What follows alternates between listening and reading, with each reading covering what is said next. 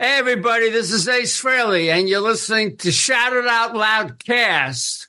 Don't touch that dial.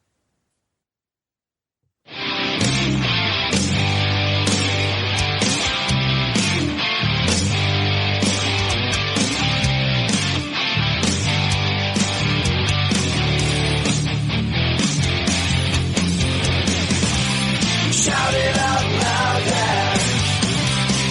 Shout it out loud, yeah. Shout it out loud, yeah.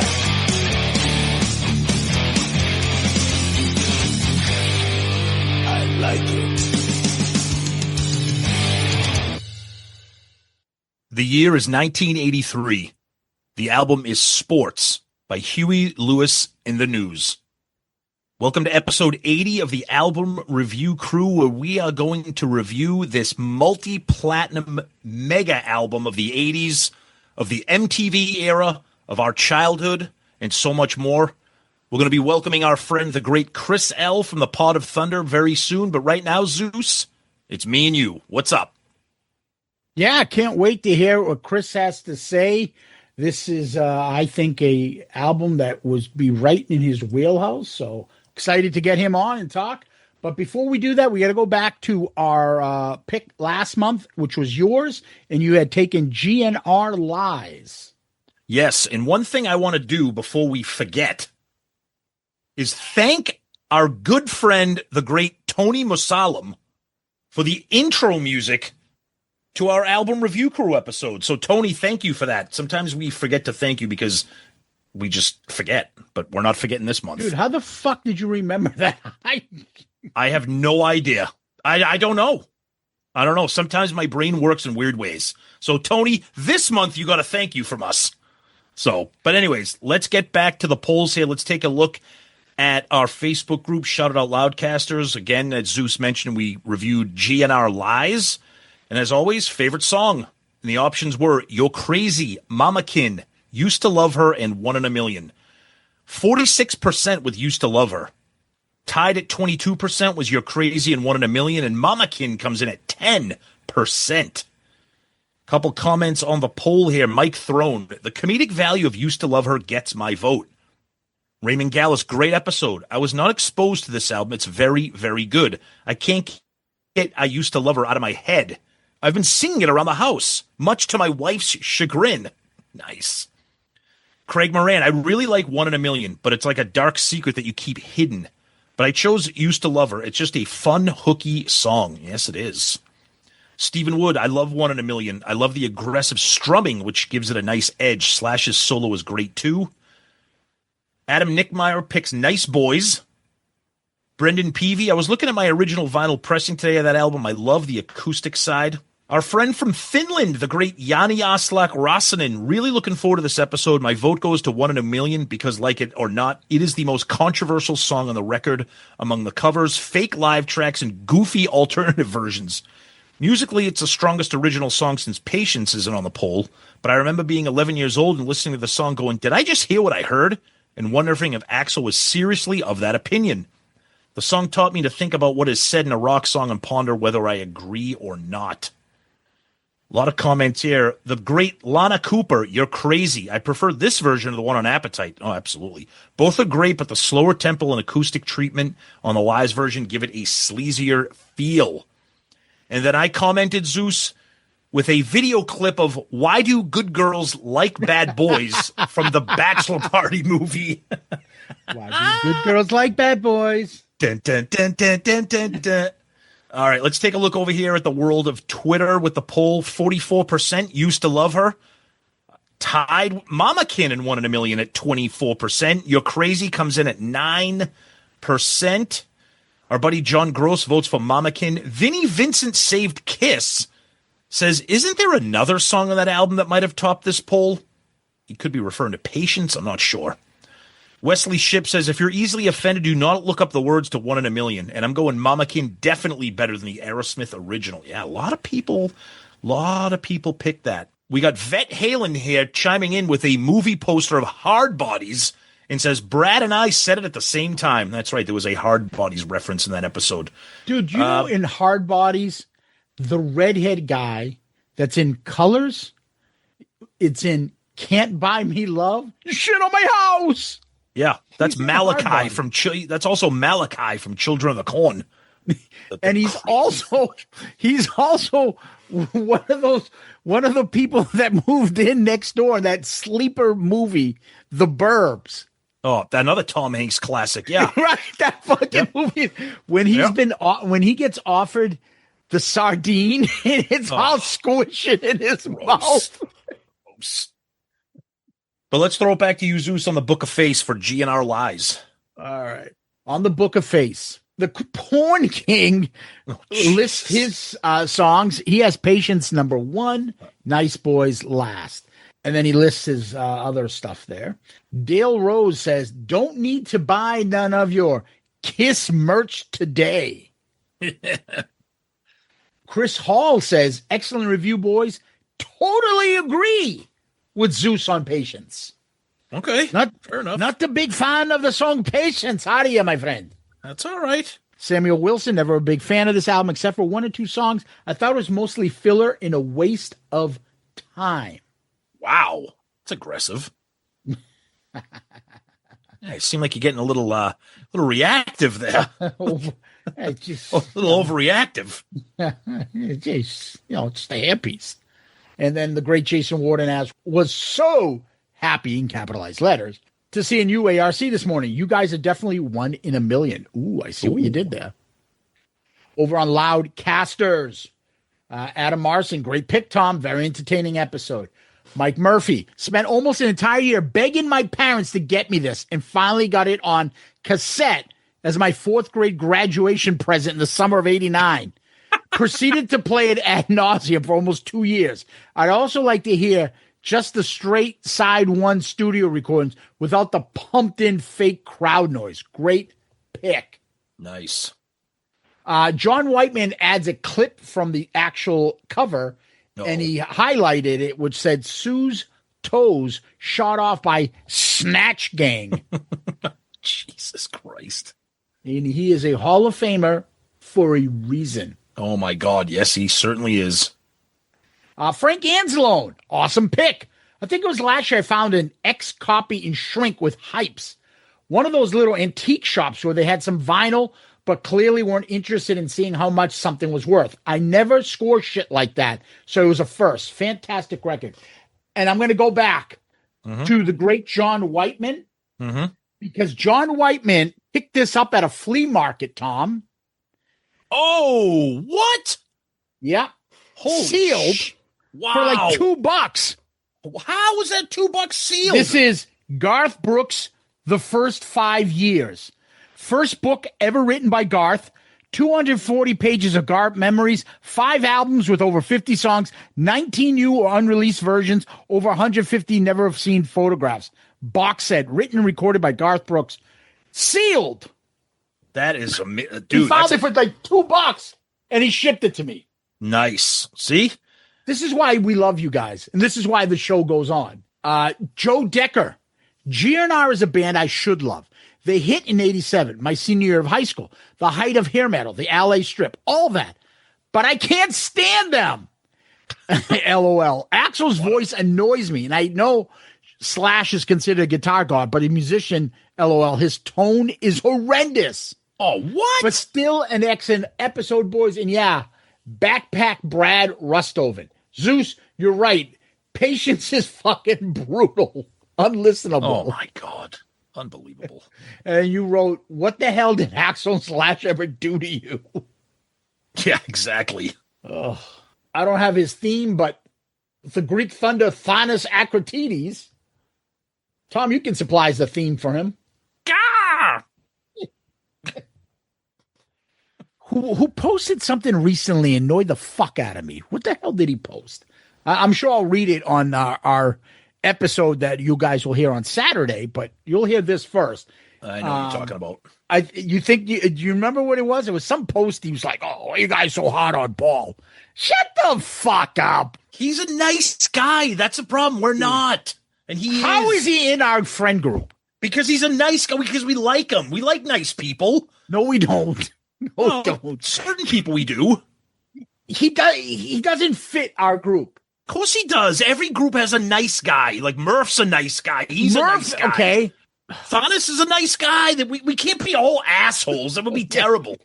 Yes, me, you, Gary, Jeff Trott, Brad Rusthoven, assholes across the board. Brad's a nice guy. Brad's Gordon Duncan too. He's now an asshole, dude. We've made all these people assholes. You know why? Look at our text, Tom. Because we've given them a safe space to let themselves think what they really feel. To say what they feel to us. That's what I meant to say. If anybody saw on the text, nobody would call these people nice guys. We would all be unemployed if anybody got a hold of our chat groups. Oh my God. None of them are nice guys. Thanos would still be a nice guy on text with us. That's what I'm saying. Oh, come on, mate. Dude, wrap those feet up. I can't look at him. Come on, mate. We love Thanos. Oh, too nice. Just too nice. But anyways, funny show. Great to hear Brad Rusthoven giving his take on the tunes. I always like Patience. Of course he did. Say, so do I. What the fuck? Did you just go, so do I? So do I. It's one of my top 5 GNR tracks. Probably don't get overly excited with this album. I have it, but really go back to it. It certainly shows another side to him. Now for 4 and a 4. Yeah, good luck with that. That's what I'm here for, Thanos. Steve Wright, who's now on Pantheon Podcast with his show. Yeah. He just wrote, yeah, Brad. A big fan of Brad Rusthoven, apparently. My Throne, my college roommate and I devoured Appetite. It was played heavily in the apartment and in the car. Even saw GNR warm up for Aerosmith the summer of '88. Yep. Then Lies came out and we were bigly disappointed. Don't say the word bigly. We wanted Appetite 2.0 and got this weird bullshit. It did have some interesting lyrics, though, and seemed to have aged well. Guess I'll be knocking the dust off the old CD and give Lies another try. Knocking on heaven's door fucking sucks, dude. Terrible. Terrible. Oh. Like, beyond terrible. Yeah, and I love how, like, everything on Use Your Illusion 1 and 2, they match up. The second songs being fucking Izzy songs, and then you have 2 terrible covers, Knocking on Heaven's Door and Live and Let terrible. So Live bad. and Let Die. Like, what the fuck, dude? Yep. No need. So, I agree. Maurizio Salvitella. I could never get past this guy's voice. So annoying. Total crap. You act like he's not even known. This guy's voice? You mean Axel? Yeah, this guy. Dude, we're not talking about the guy from Dangerous Toys. Oh. What are you talking about? Duncan. The miracle of Unplugged contest is that they don't lose any edge from Appetite. The writing, the performing, the production all felt as grimy and sleazy. Great review and callback. Time to go listen to this one again. Bob Newton adds kick-ass album. Let's go over now to YouTube. Twisted Kister adds, I've always felt Poison's Let Me Go to the Show lived on the same block as Nice Boys. I'm gonna. Can we have a? We always do comment of the week for Shout It Out Loudcast. Can we do like just offensive comment of the month for ARC? We talked about doing Kiss Star of the Week award. Remember? This was the era where I was really getting into the band on my own. I remember hearing this for the first time on a school field trip to our state capital on a Sony Walkman. I've always loved every song, but moved to the city. It was too difficult at the time to what I wanted or liked. It was too different, excuse me. But Mamakin was amazing. I still can't listen to Aerosmith with any of the same joy. All of the acoustic side 2 songs are great. And then Goofballs Wear Masks adds, Poison probably ripped it off. Nice Boys was released by Rose Tattoo long before. Yeah, okay. I don't think Guns N' Roses is thinking, gee, what's Poison up to? Let's see what we can copy. Ugh. Yuck. Tom, back to you. All right, let's take a look over here at Instagram. Glib Radio. Again, I don't know if it's G-Lib Radio. I have no idea. I just read it because it's all together. Rose Tattoo are one of the greatest rock bands in history. I saw Guns N' Roses in Melbourne in 1992 with Rose Tattoo opening. When Angry came on stage, Angry? Nice Boys is a guy named Angry. Okay.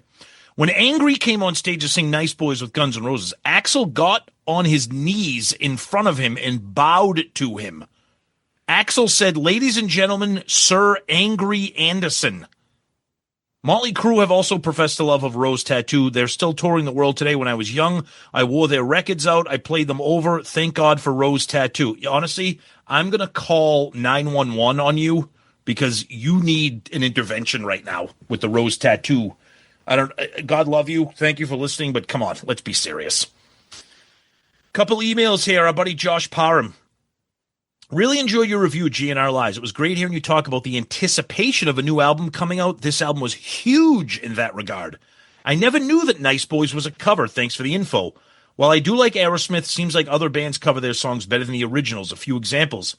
Guns N' Roses covers Mamakin. Rat covers Walkin' the Dog. Testament covers Nobody's Fault. Anyway, thanks for all you do, Josh in Texas. I don't think I've heard that cover. Have you heard that cover, Zeus? Rat doing Walkin' the Dog? Yeah, it's in every one of their set lists. Oh, shit, you're right. They did it last year in Vegas. You're right. Yeah, okay. They always play that. They've been playing that. No. I think it was on their EP. Okay. Yep. Scott Greer, I was excited to listen to this one. Another great breakdown. I've always loved this album and even had the cassette on Live Like a Suicide. The version of Mamakin blows the original out of the water and is also my favorite of the live tracks, quote-unquote live.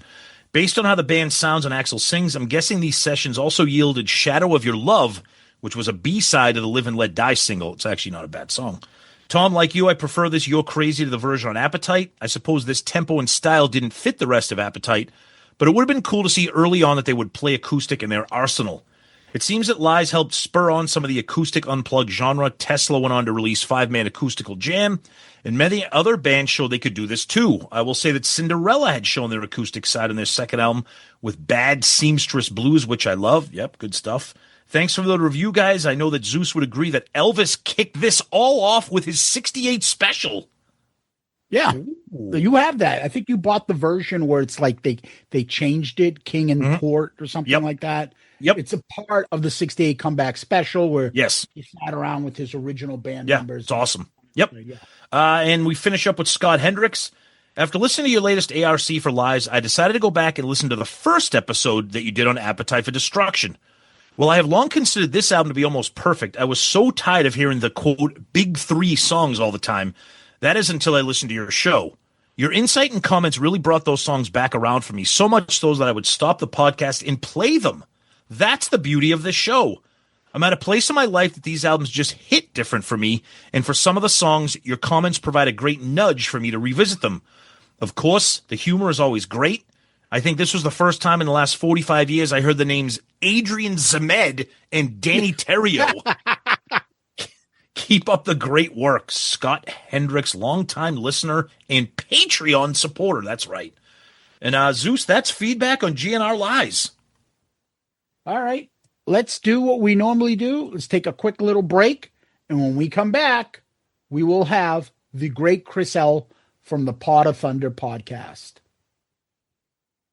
So this month, joining us from the storm-ravaged streets of the Midwest, our friend and co-host of the great and legendary Pod of Thunder, the man himself, Chris L. is here. Chris, you're back. You're connected. You're safe. Welcome to the show, my friend. Yes, all of those things.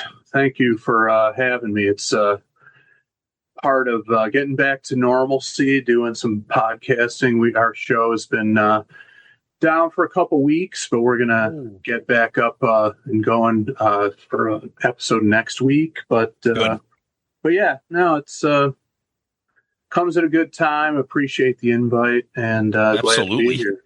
Good. Glad to have you. Yeah, take your mind off some stuff. No more insurance adjuster talks. So. Yeah. Adulting, not a fan. Yeah. Exactly. There you go. So this is sports. This was my pick in the rotation. And when I thought of Huey Lewis, I'm like, who the fuck are we going to get for this? I don't know if this is a compliment or an insult, Chris, but for some reason, Huey Lewis in the 80s, I'm like, I think Chris L would be perfect for this.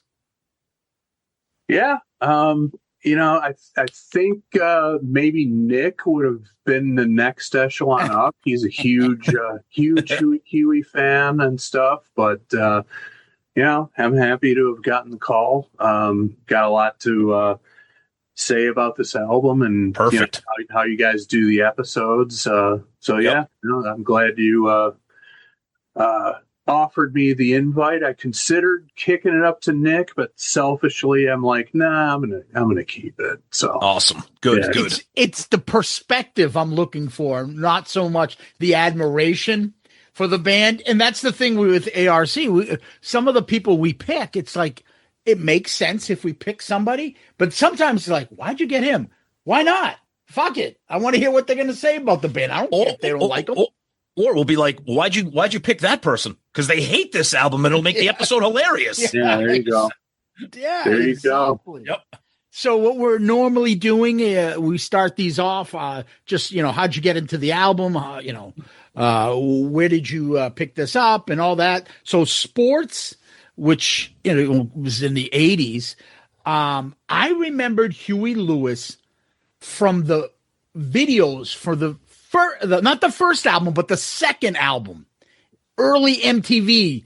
I think it's Do You Believe in Love? And working for a living. And Working for a Living. Yep. And so I already kind of liked them, but it was, I was still kind of early. It was 1980. I wasn't sure if I was buying records on my own by that point. I was 7, but I remembered them. And then when this album came out, all of a sudden they became popular. So it was okay to like them. And I've always found it fun and interesting with this specific band that a lot of people that like the hard rock music and metal music that we grew up in like Huey Lewis. And them and Duran Duran, I feel like always got a pass. Like, no, it's okay to like Duran Duran and Huey Lewis, even if you like Ozzy or Kiss. For me, that's how I felt. I was okay with my manhood card at the age of 7, if I still liked Huey Lewis.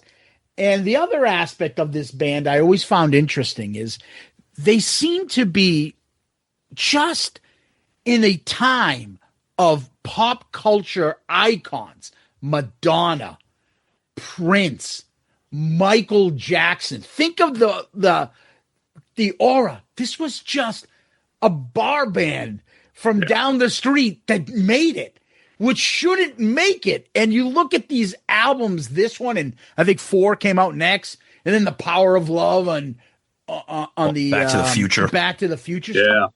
Where the fuck did they get this? But it's that simple formula, the Bon Jovi formula. You got a good-looking, charismatic frontman, decent bar band behind him, singing Desmond Child, pump your fist choruses, catchy melodic lyrics, easy-going stuff, not too, culturally controversial stuff. They shouldn't have been this big, but they were, and they were all over the place in the 80s. So I got this album when I was young. I had the cassette, lost it over time.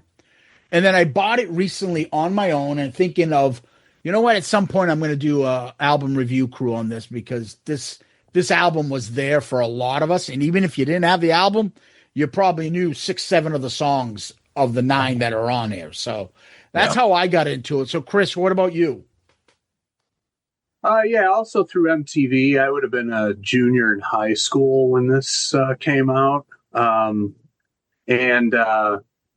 think we'd had MTV on our cable system for about a year at that point. We didn't get it immediately, like August 1st, 81 or whatever the date was when it started. I think we got it about a year after that. But I'll tell you, once MTV got activated in my house, you couldn't tear me away from it. I mean, I was rush home from school, watch it all afternoon, all weekend and stuff. And yes, the videos from Picture This were in rotation, but I do remember one video from the debut.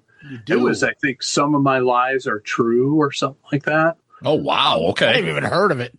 Yeah. And it's a real low. It's like almost like a cable access TV, like band performances and stuff. And but it was a pretty catchy tune and stuff. But certainly the two you mentioned were the ones that really got in the rotation and put Huey Lewis on the map. But I think they probably had it back when they were like debuting videos and made a big deal out of like, this is the new video from Huey Lewis is coming out, and it was Heart and Soul.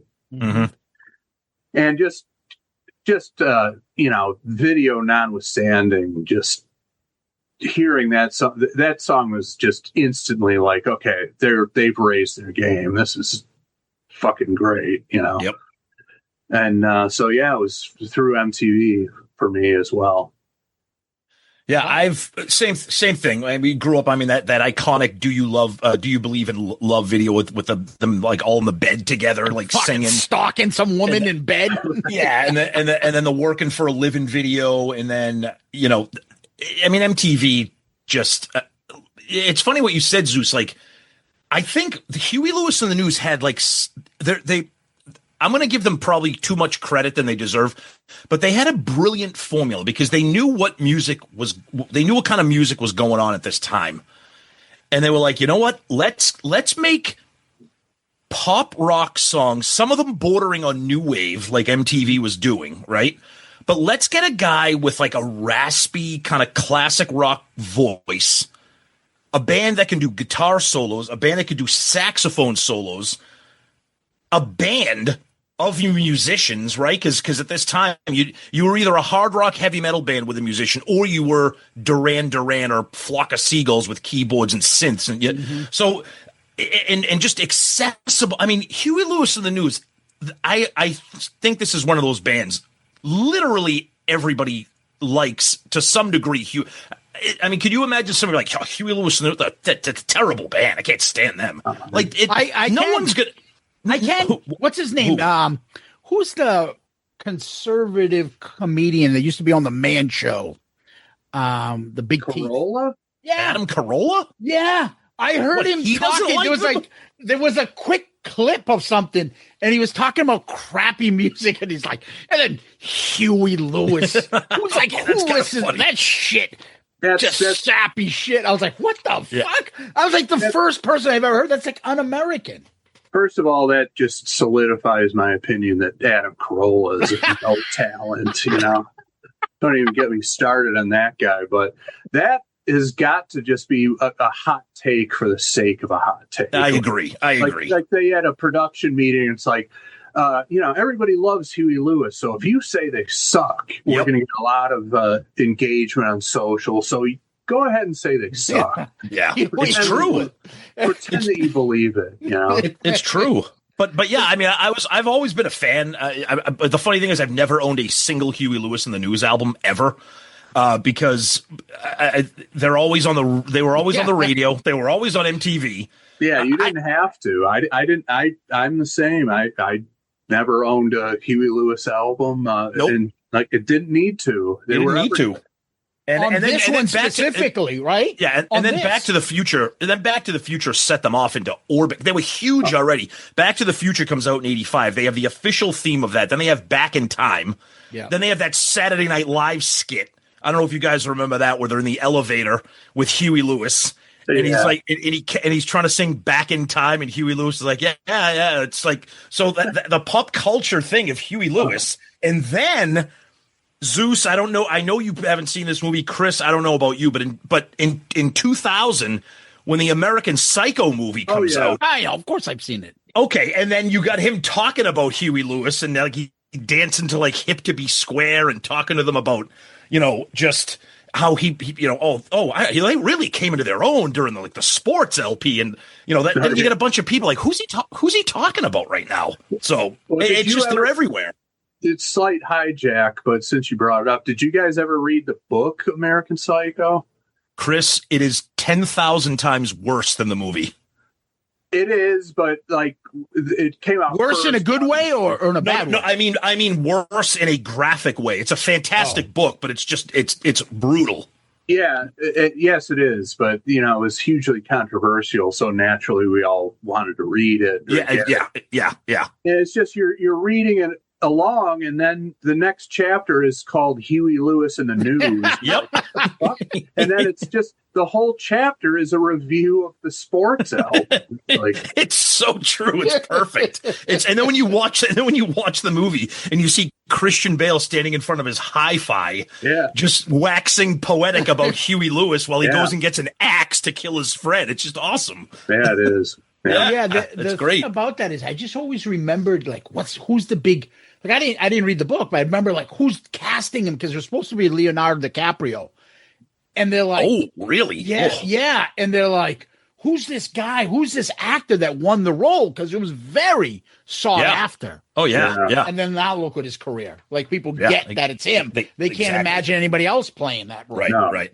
So but Huey Lewis. I mean, just fantastic shit. Just fun stuff. Yes. So the only thing I was going to add to yours, Tom, was let's be honest. Somebody in that band was extremely smart about videos, because as we watched it, listen to these tracks, and I watched the videos for all these songs, every one of them is like nostalgia for me. Every little little part in the song and the video. Oh, I remember that. I remember that because we've seen these little parts over and over again, and they're humorous and they're funny and they're playing characters and roles. They made you want to watch that song or hear that video coming on by Huey Lewis, because you remember the part with especially the guy with the fucking the bass player, cool guy. I think he's awesome because he's always doing something interesting. But I think it really added, and that's the MTV advantage, because there's no reason why Huey Lewis and that band that looked normal should be pop icons like I said, like a Madonna at the time, or Prince, or Michael Jackson. This is just a regular looking bar band with two little short guys on guitar. Yeah, but you said it perfectly though. All it takes is you get a hook and a chorus and a catchy tune, and that's all. Frontman with charisma. Right, a charismatic frontman with a personality, a likable band. I mean, the videos. I mean, let's be serious. How many bands, like, their success came because of MTV? Huey Lewis would have been successful regardless. But you take a band like that and give them videos, and then that's why they became what they are. They're just fun guys to watch. Yeah. We'll get into the videos, but let's first talk about the cover. Yep. I don't know, Tom, you want to start? Yeah, I mean, it's the typical. It always makes me laugh when you see covers like this. It's like you got Huey Lewis front and center, and then way back you got all the little guys in the band. Like, oh, who's that? Like when the way back, and it's cool. I mean, they're at a bar. They're at the 2 a.m. club, which is at Mill Valley, California, and the album is sports. They're at a sports bar. Pretty self-explanatory, standing in front of a pool table with a dartboard and a TV and a bar. I mean, it's clever. It's creative. It's nothing. It's nothing earth-shattering, but it's clever. Chris, what do you think? Well, so the first album had a group shot. Yes. The second album just had Huey on it on the front cover.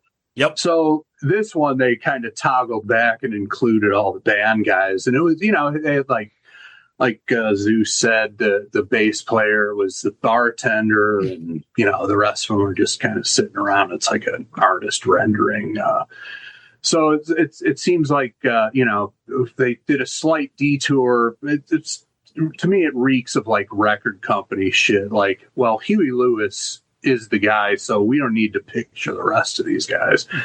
And Huey kind of strikes me as like, you know what? Let's bring him back because it's all important to the formula. I don't know if that actually happened, but you're probably right. Yeah, that makes sense. That makes sense. So one thing I'll just fixate on, because I fixated on 40 years ago, and I'm still fixated on it. Is yep. So there's that stripe through the word sports, and it kind of stretches out the letters a little bit. Yep. That always just didn't compute with me. I thought that was weird. I still think it's weird. And that's why I'm talking about it now. So little insight into how my brain works. Nobody wants to know everything about how my brain works. That's for sure. But Chris, you're so right. I mean, we're all. It's very visually and aesthetically challenging. It's jarring. It just doesn't make sense. It's the one thing I take in the whole cover, but I can't get away from that. It's like, why did they do that? Why didn't they just put a stripe down the middle and not stretch out the letters?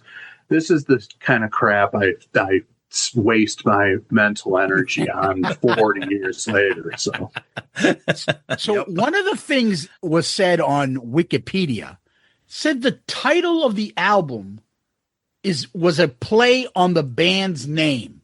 That's got to be. I saw that too. That's got to be a misquote. What does that mean? Yeah, that's got to be a misquote. What do sports have to do with Huey Lewis? Huey Lewis. There's no H. There's no L. Like what? The only thing I can think of is the newspaper had a sports section. Maybe that's it. I don't know. Oh, news. Okay, that's really digging deep, but that makes sense, Chris. Yeah, that's you caught me on a good day. I don't very often make sense, but I've also never heard that theory that they were connected. But that's the only thing I can think of. It's funny that you said that, Zeus, because I was going to bring that up. I'm like, yeah, Wikipedia says the album title is inspired by the band. I'm like, how? Sports page. He's right. But he's right. What would it be? Because I was thinking of the band members' names. I'm like, does it? Right. No, there's 6 of them. Wait a minute. There's no H and there's no L. What do you think talking about? Yeah, I know. Yep. I don't know. There's also a lot of bullshit on Wikipedia. You think? Yeah, I've heard that. Very true. Very true. I've heard that. So yep. If it's on the internet, it must be true, right? Right. Oh, that's that famous meme, right? With a little kid like going, yeah. On the internet, it's got to be true. That's right. Yeah. All right. So Huey Lewis in the News, sports, released September 15th, 1983.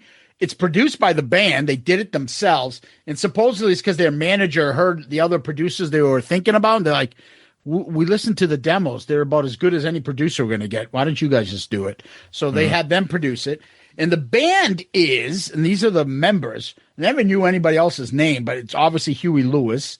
And then Mario, I don't know. He's an Italian guy, so it's either Cipollina. Yep, Cipollina. Or it's Cipollina. Who knows? Do you guys know who his brother is?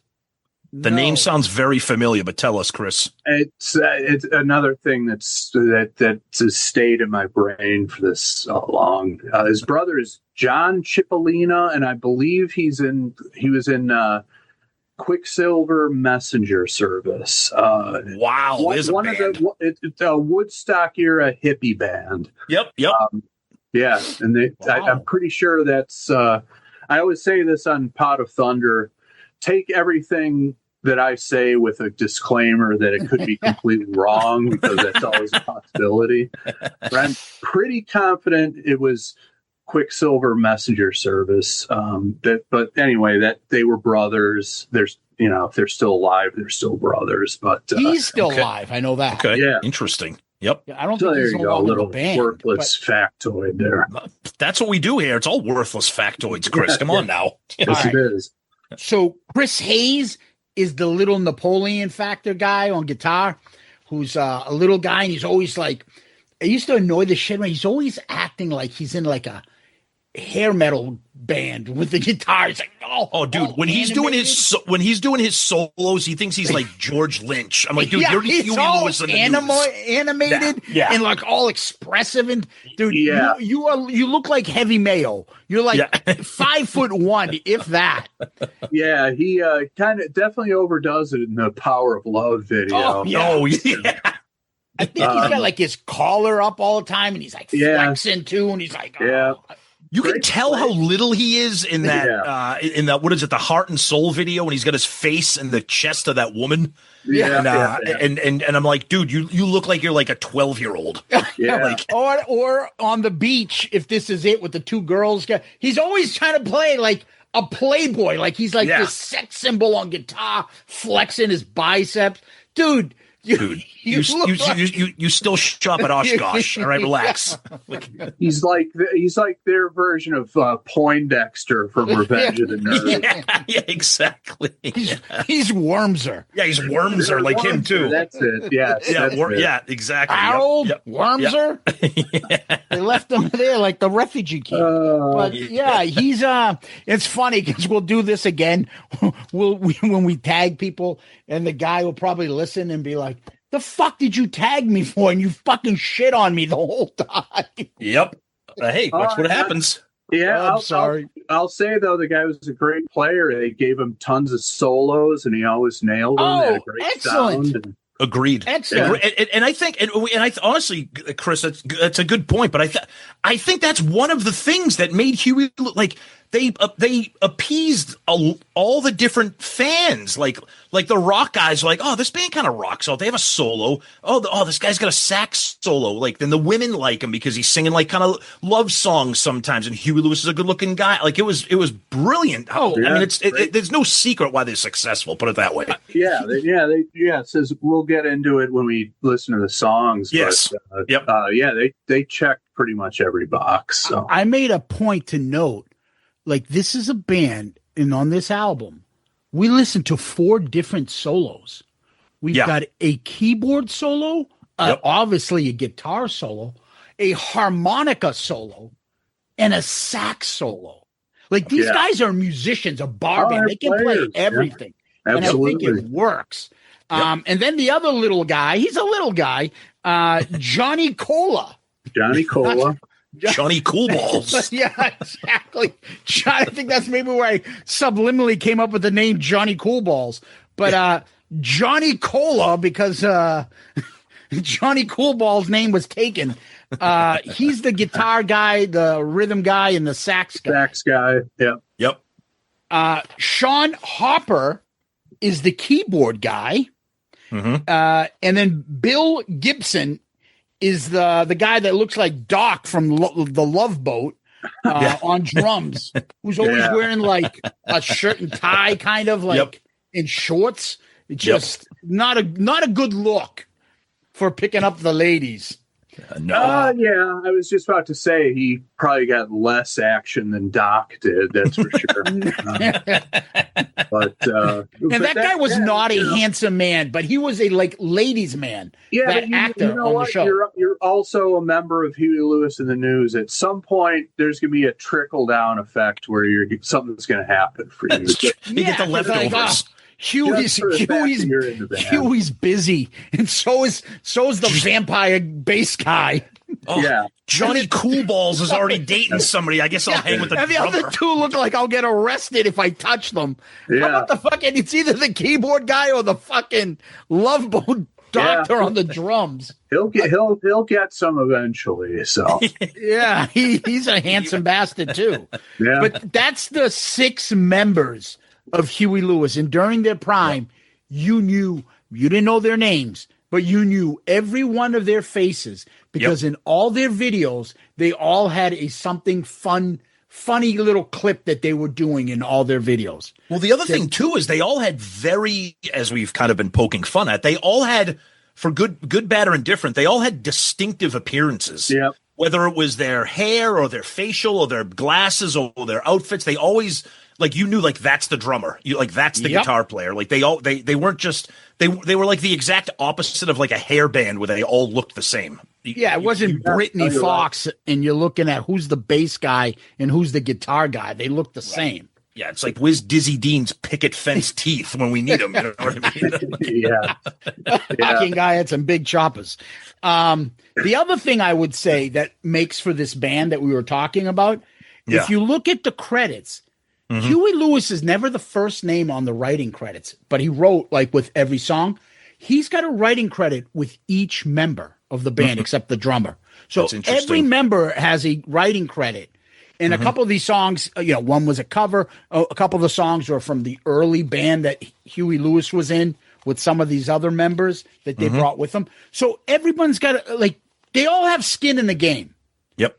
Right. So, and a lot of the songs that were hits for them, they all had writing credits on. So they're each making money. So I don't think that's why they complain. Because I've always wondered about bands like this, Huey Lewis and the News. What is the News making? Are they equal shares? Probably not. I would definitely think no, Chris. Right? Yeah, it's all like you said. It all goes. All the money comes from the songwriting and the publishing. So it's. But who's part of the publishing then? What's that? Who's part of the publishing? There's Tom Petty and the Heartbreakers. There's Bruce Springsteen and the E Street Band. What are those guys making? The E Street Band, the Heartbreakers, the News. Yeah, it's. I think it's all rooted in whose name actually gets a songwriting credit. And then that connects to the publishing in terms of like, licensing it out and all that. So it's complicated, but in a band dynamic, a lot of the resentment sets in when like one or two guys are getting all the songwriting credits. These guys are 3 albums in. They're buying mansions and whatnot, and the other guys are making what a manager at Wendy's would end up clearing. Right. And it's like and somehow they remain confused about that. You should know by now, 3 albums into a major label deal, that it's all the money is in the songwriting. So it's funny you say that, because I saw a clip of what's his name? Who's the lead singer? I'm drawing a blank from Foreigner. Lou Gramm. Lou Gramm was talking about one of their major last big hits, and the guitarist was like, "Yeah, I'll figure it out. You'll get some of the credit," and he cut him out. And he's like, "Do you know how many millions of dollars I lost because he never gave me that?" And you're thinking Lou Gramm wrote a lot of their songs, so he's probably made money, but just not writing on. I don't know. Was it Waiting on a Girl Like You, or I don't know what it was. It was one of those. I want to know what love is. I think that's what it was. He didn't get the credit on it, and something like that. And publishing. Look, I mean, this would be a fascinating episode with somebody that knows this shit. Yeah. Elvis and the Colonel. That's why Elvis is great hands will always make money, because he got publishing on everything. Yep. And so when he wanted to do songs, they're like, "Oh, you want to sing a song with Streisand? Oh, you want to sing I Will Always Love You, Dolly Parton? Great." Dolly's like, "Yeah, I'd love to have Elvis singing." He says, "Okay, but he's going to take publishing on that." She's like, "I'm not fucking giving you publishing." And she's like, "You know how much that broke my heart? Elvis wouldn't sing that?" Because the fucking Colonel's like, "No, we're getting publishing." And that's the kind of like specific shit I'm always curious. So like these guys are all participating in. What's the publishing on that? Yeah. Do they have a band dynamic where Hughes is 50% and the rest of the News split the other 50? Who knows? Yeah, that's all that. I mean, we could go way down a rabbit hole on that. Yeah. But in general, the money is rooted in the songwriting and publishing. Yeah. So it's to me, and I'm actually going to put out a reel about this for Pot of Thunder this week, because we discussed it a little bit on our most recent episode. Oh, cool. Okay. But I always like to see when the rest of the band is included, versus Lennon and McCartney on 90% of the Beatles stuff. You can't tell me that George and Ringo didn't contribute iconic parts to those songs, but because it wasn't lyrics or melody, they got shut out of the songwriting. Yeah, when do the drums come in on Let It Be or things like that? And that when you're like, "Oh, dude, that's my favorite part." All of a sudden, how do you know that's not Ringo that says, No, I'm not going to start with the song. I'm going to come in here." Right. And that doesn't have anything to do with it. So it's a fascinating discussion. Yeah, if you're just hardline who should get a songwriting credit, it's the lyricist and whoever composed the melody. Everything else is at the discretion of the people who came up with the lyrics and melody. Go ask Sharon Osbourne how that works. Yeah. You guys have her teed up for the show, do you? Oh yeah, that's what it is. That's it. But it's funny. It depends on who you are. You get the struggling musician and be like, "Dude, I'll take the 10 grand." Okay, you can take the 10 grand, but I'm going to do Bark at the Moon, and it's going to sell 3 million copies. Well, here's your 10 grand. Thanks, buddy. Yeah. John Fogerty, that's pretty much what he did. Oh, God damn it. I talk about that. I had to learn about him in law school, about him getting sued by his own record label for ripping himself off. Yes. Yeah, what a mess. But anyway. Yeah. We got on down our own rabbit hole here, but let's get back to this. So those are the members there. This album was their third album. It did make it to number 1. It went 7 times platinum. At the end of the year, 1984, it was the second best-selling album after Thriller. Yeah, that is unfucking believable. And that Huey is Lewis where, in the news. No, but I'm sorry. I'm not going to get into what I think of this album yet. But this is where people who didn't grow up in our generation, they do not understand the power and the impact of MTV. Mm-hmm. They just don't understand what that did for bands and record sales. Because back then, all you needed was one song. If you had 2 or 3, or if you had like 4 or 5 like this, that was selling 7, 8, 9, 10 million copies. Yeah. Just insane. It was everything. Yep. It was everything. It stayed on the charts for 160 weeks. Wow. Right? That's almost 3 years. Yeah, because they kept pumping out videos for it, so it kept staying in rotation. It kept staying in. Yep. Yeah. Didn't it actually, for a short period, didn't it actually bump Thriller out of the top slot at one point? It might have. It went to number 1. I mean, I think when it did, it was like since Thriller got to number 1, it was up there for months. Sports was the first album to knock it out of the number 1 slot. I think it rose up there again at some point, but I seem to remember, again, my disclaimer, everything I say could possibly be wrong. Understand that. But we're not going to sue you. One of the things that's astonishing about Sports is that it bumped Thriller out of the top slot on the album chart. That, amazing. I mean that right there. Let's be serious. Come on. You can't even wrap your mind around it. It doesn't make any sense. But I mean, I Want a New Drug bumps Billie Jean off the charts. I mean, what are we doing? Well, hey. Well, speak for yourself, my friend. Sometimes good old fashioned, get back to your roots. Rock and roll fucking does the trick. I get it. So let's start with that in mind, Tom. The first song. Here we go. Okay. So we start off with the heart of rock and roll. Okay. I like Huey Lewis in the News. This is, I'm sorry, this is just not a good song. This is one of the cringiest, corniest songs. I like the chorus. I think the chorus is catchy, but I think the verses is like borderline, like it almost sounds like a something Cyndi Lauper would do, like the bopping along and then the rhythm and stuff. And this is where Huey Lewis comes in to save the day with that raspy, like Seeger type vocals. He rescues the song from falling into just like pop, whatever. I like Huey Lewis. I like his vocal tones and everything. The song has never been a favorite of mine. And I found it funny that Blender magazine named it the 6th worst song of all time on the list of 50 of the worst songs of all time. They listed this one 6th.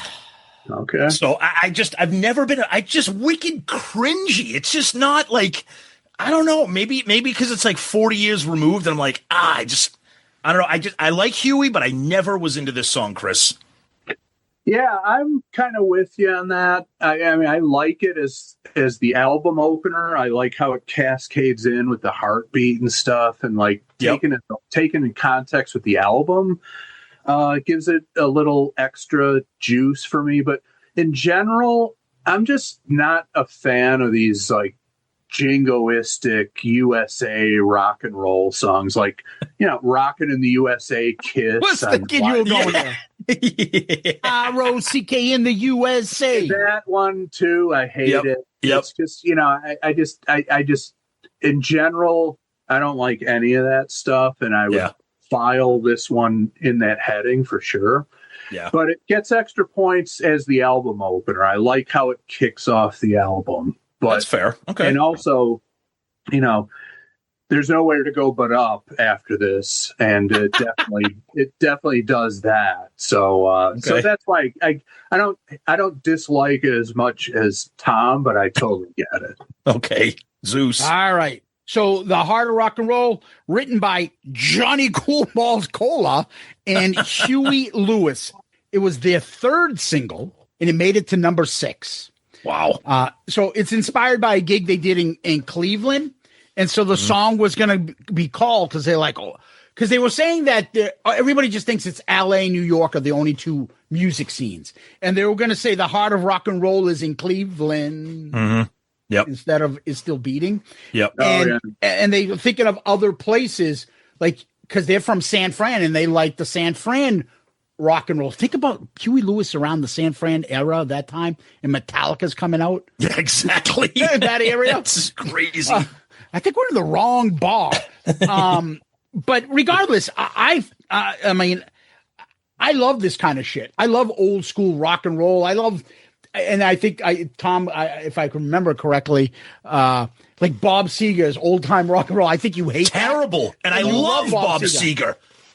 And I love Bob Seger. That song is horrendous. I like old homages to rock and roll. This is a old homage to classic 50s rock and roll, and that's why I love it. And that's why I don't like Rock and Roll by Zeppelin or Let Me Go Rock and Roll by Kiss. I know, you hate those type of songs. I love that shit. Yeah. I think they work. Let Me Go Rock and Roll by Zeppelin. Okay. I just love that old style rock and roll music, and this is it. And that beat, boom, boom, boom, boom, boom, starting it off. I fucking love that little earworm going on throughout the song, and you hear it.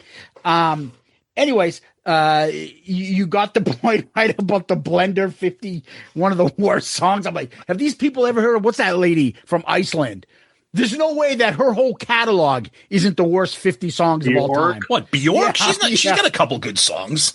What the fuck? It's like, how did Bjork get into your mind? That is the worst music I've ever heard in my life. Oh my God. So I'm like, she's got to have at least 50 songs, so that should be in the top 50. God. But I love this, and they do something that is so 50s rock.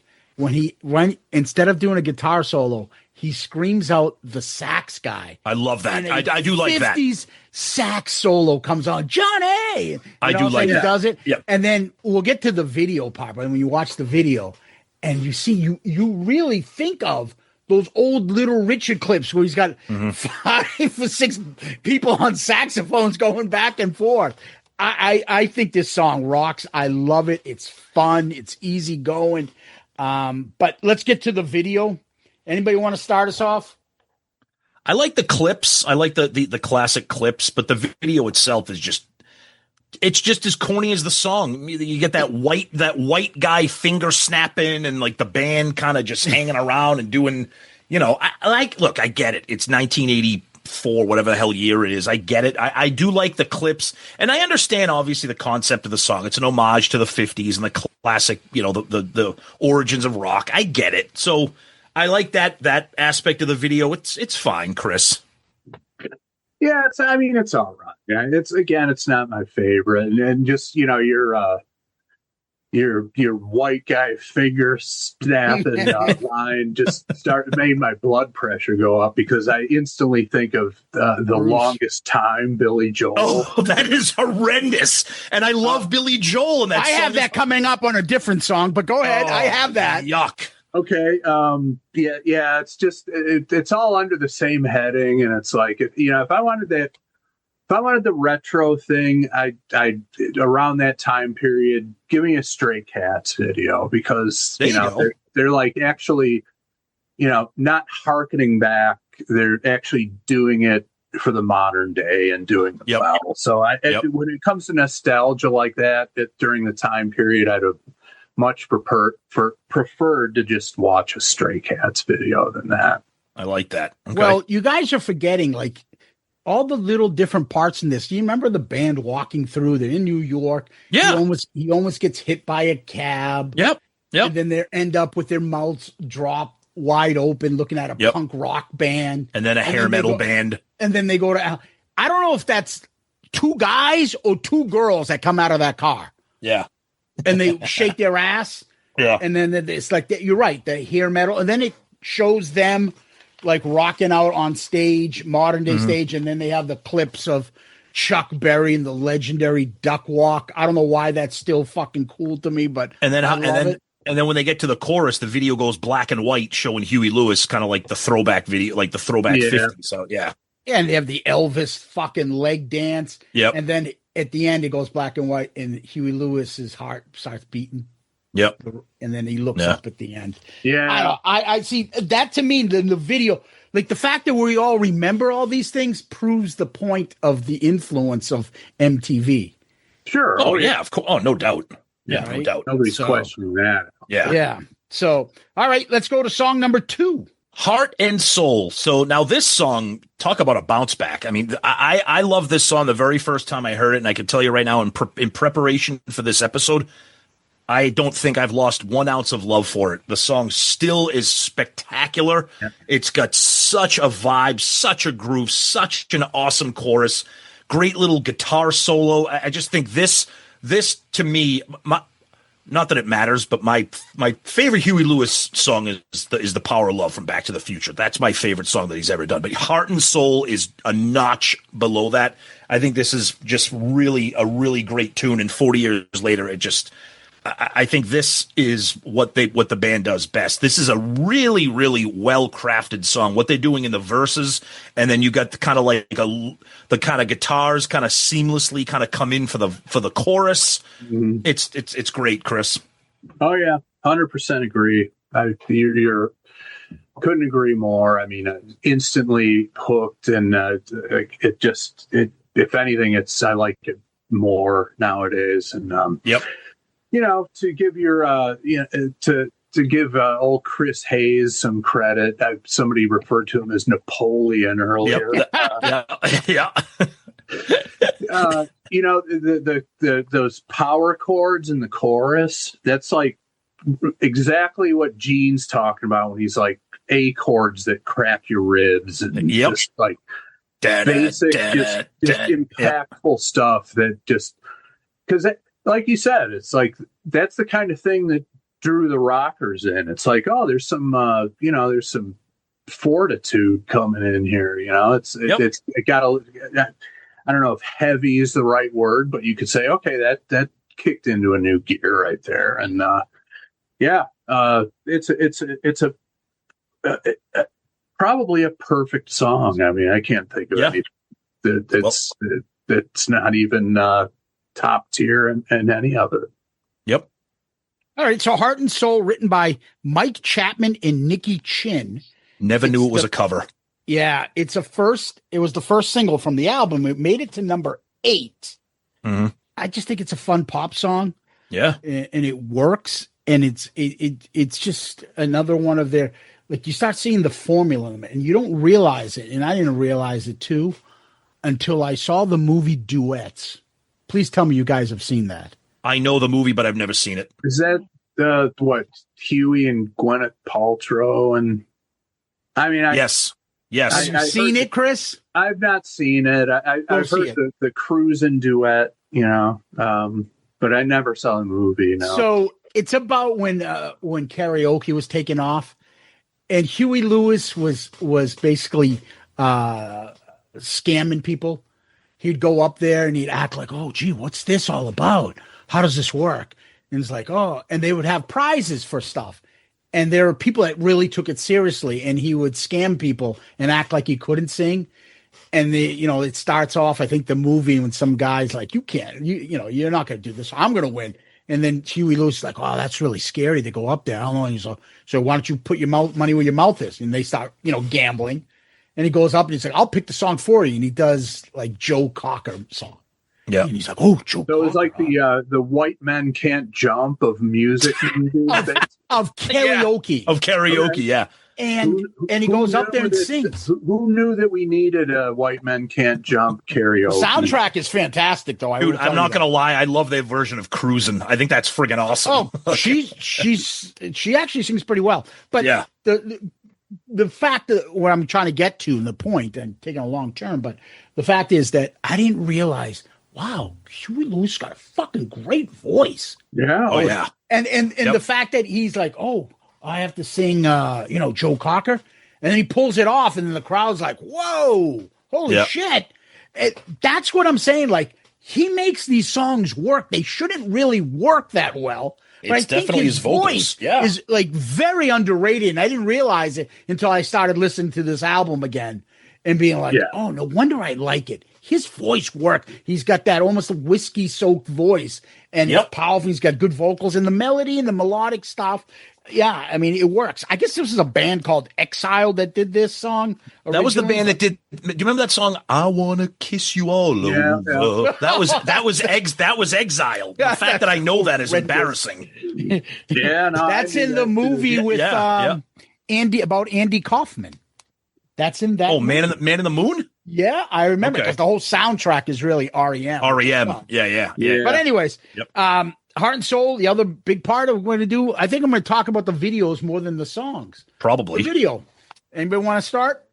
Yeah, I love the video. I think it's fun. I think it's cool going to the party, and then I love the end, opening up all the doors and different things happening, and the 80s chicks, hot and everything. And, it's this video, I think this is like when I think of like an MTV video, I think of this. There's a story, there's some shtick, there's a little bit of fun. So this is it's cool easy video. going. It's not like something crazy. Right. It's not Johnny and Tito's got a gun on a subway. No, Chris, it's not that.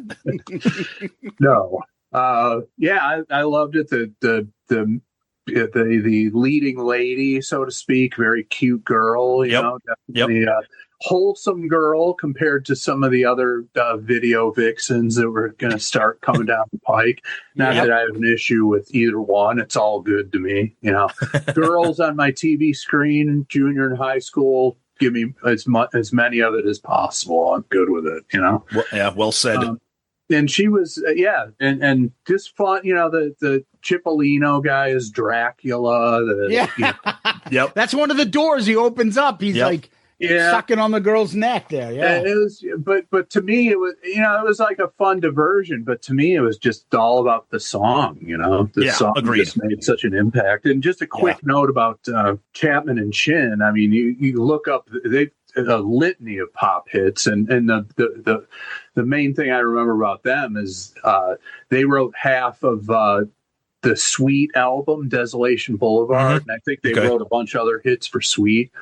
That was the first album that I got it right soon after it came out, and I've been a hard rock fan forever, and I remember looking at the sleeve and seeing those names. I'm like, well, those guys aren't in the band. Who are these guys? But they wrote half of it. Just you could scroll through a couple screens on Wikipedia of their pop hits, so it makes sense that this song is perfect. Right. Yeah. Wow. So the Huey Lewis is always stalking women. Like, he can never get the girl. Well, it's not just him. That's every 80s video. But even the first Do You Believe in Love, he's like on top of the bed with his buddies, watching this woman sleep. Here he's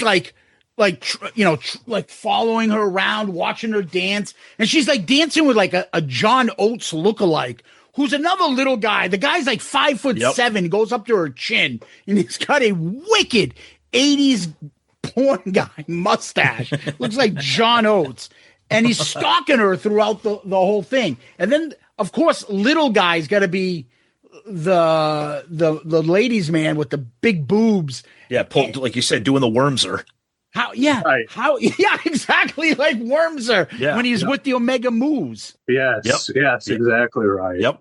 Yeah, but go ahead. And it's all, none of it makes sense when you consider this. As we've found out over the years, Huey Lewis is the reputed Milton Berle of rock and roll. If you know, you know. Oh, wow. Okay. I wasn't aware of these. There's a factoid right there that our listeners will enjoy. I was not aware of that. That's interesting. He should have them lined up, beating them off with a stick, and instead maybe that was a conscious reversal, because he's like, this is, a hard day's night is my daily routine because I'm packing down there, So What's the opposite? Let's reverse the roles in the video just to give me a break here. But yeah, that's the word about Huey. He's Wow. very well endowed yeah. individual. So Huey Lewis and the girth. yeah, Nice. there you All go. right. The girth. Yeah, and I also like how in the song, just like these simple little things with the video when you get that chorus, oh whoa, and they always and they'll cut to some character in the middle of the video, Like she's saying it. singing. Yeah. And there's a guy looks like Stevie Ray Vaughan, and there's other guys that look like who I'm talking about, and they're just weird characters singing the songs, or the band member is singing whoa, and the people are fist pumping to the song and the chorus. That's why I love videos that have the kind of nothing to do with the song. The videos exist just to entertain you visually. They got nothing to do with the music. And I think that's fun. And then eventually they open all the doors and they finally run off together. Yep. Oh, happy story. It's nice. It's like it's that wholesome girl, nice ending. Yeah, there you go. Absolutely. All right. Who wants to do the chorus before we get to the next track? Tom? I'm not doing it. All right. We'll hold it afterwards then. Next one. Bad is Bad. So I've never owned this album, so I've never heard this song in my life. You never saw this video? No. Nope. Never saw this video, never heard this song in my life. And I've survived pretty well over the last 41 years without having to listen to this. Because this is the kind of song that it really needed to go somewhere, and it just didn't go anywhere. If you want to start off the song like this with this vibe and the doo-wop and the real slow kind of, thumping, that's fine. But it's for the whole song to be that, it's just too much for me. I know what he's trying to do. It's bluesy. It's doo-wop. I give him that credit. His vocals are fantastic. I think thank God for Huey Lewis. His vocals save it. Some cool guitar work by Napoleon over there. But yeah, this is for me, this is just not a great song, Chris. Yeah, I mean, I totally hear what you're saying. To me, it's just a sheer vocal flex, not only of Huey, I agree. The whole band. This agree. is another one of those. Everybody in the band can sing. You got and it harkens back to the vocal groups of the early rock and roll days where you had a baritone, a soprano, everybody filling a vocal range, and just the way the voices blend together. I totally agree with you. It's kind of plodding and it sort of interrupts the momentum of the album if you're listening to it in sequence, but I just think it has value just strictly as a display of vocal excellence, really. It's a good way to look at it. Yeah. Okay. So Bad is Bad. It's written by Alex Call, John Ciambatti, Sean Hopper, which is the keyboard, Huey Lewis, and Michael Schreiner. So this was a song that was left over from the original band called Clover that he kind of kept with us. It was written in the 70s, and he used to work with Thin Lizzy's Phil Lynott, and he would sing it live, and he would sing a fast version of this song. Maybe it would work that way. But that thing, I don't know how many times Tom and I, until we got to this episode, how many times did we say to each other, It's just so, it's an earworm and a half. Oh my God, is that an earworm? Yeah, and it's just showing you off their R&B and soul part of the band. And I think this band, you may not like the song, but they can still pull it off because their vocal and their melody, I think, still works. The talent. Yeah, and I said, and you mentioned it earlier, Chris, and I was like, oh God, this is like Billy Joel's The Longest Time. Like, why, where is it's not fitting what I'm thinking I'm just going on this album, but I enjoyed it. And of course, Huey Lewis has got his harmonica solo, which he loves doing. Sure. And the video, I don't know if any of you guys caught it. It's them in the morning with the garbage truck coming by and them walking. If you notice, the drummer's not there. And I didn't know. I don't think I noticed that. GPT'd that. Yeah. And they said he was ill and he caught the flu the night before. And because they filmed this at like 3 or 4 in the morning, which you can kind of tell. You could tell. Yep. That he couldn't make it to the shooting. Because I was like, where the fuck they're missing somebody? I'm like, there's somebody missing there. And I realized it was the drummer. And it's them just fucking clapping their fingers. Just doo-wopping. Yeah, they just doo-wopping. Yeah, and the only other part that I really enjoyed is that lyric, and I love the way he sings this. Like, he's not getting ahead of the melody. His voice is right there, and he's singing it. It's like almost restrained. Yep. And he's talking about his cousin playing like a chainsaw buzzing. If you watch the video, what's his name there? The Dracula guy actually does a chainsaw motion as he's walking down the street. Yep. It's just like little things like that in the video and stuff. And then they get picked up by some girls in a nice car, and Huey Lewis looks back and they're all gone. So he puts his arm around some homeless lady and starts walking off. Yep. Even something like this. This wasn't a single, but they did do a video for it. Yeah, I remember the video, and like I said, there's only one song on this album that I've never heard before. This isn't it, obviously. But yeah, it's it's a display of talent, and I can get on board with that. Yeah. All right, let's finish side one. I Want a New Drug. Massive song, huge song. So this is funny. So again, I never owned this album, and I haven't really revisited these songs for a really, really long time.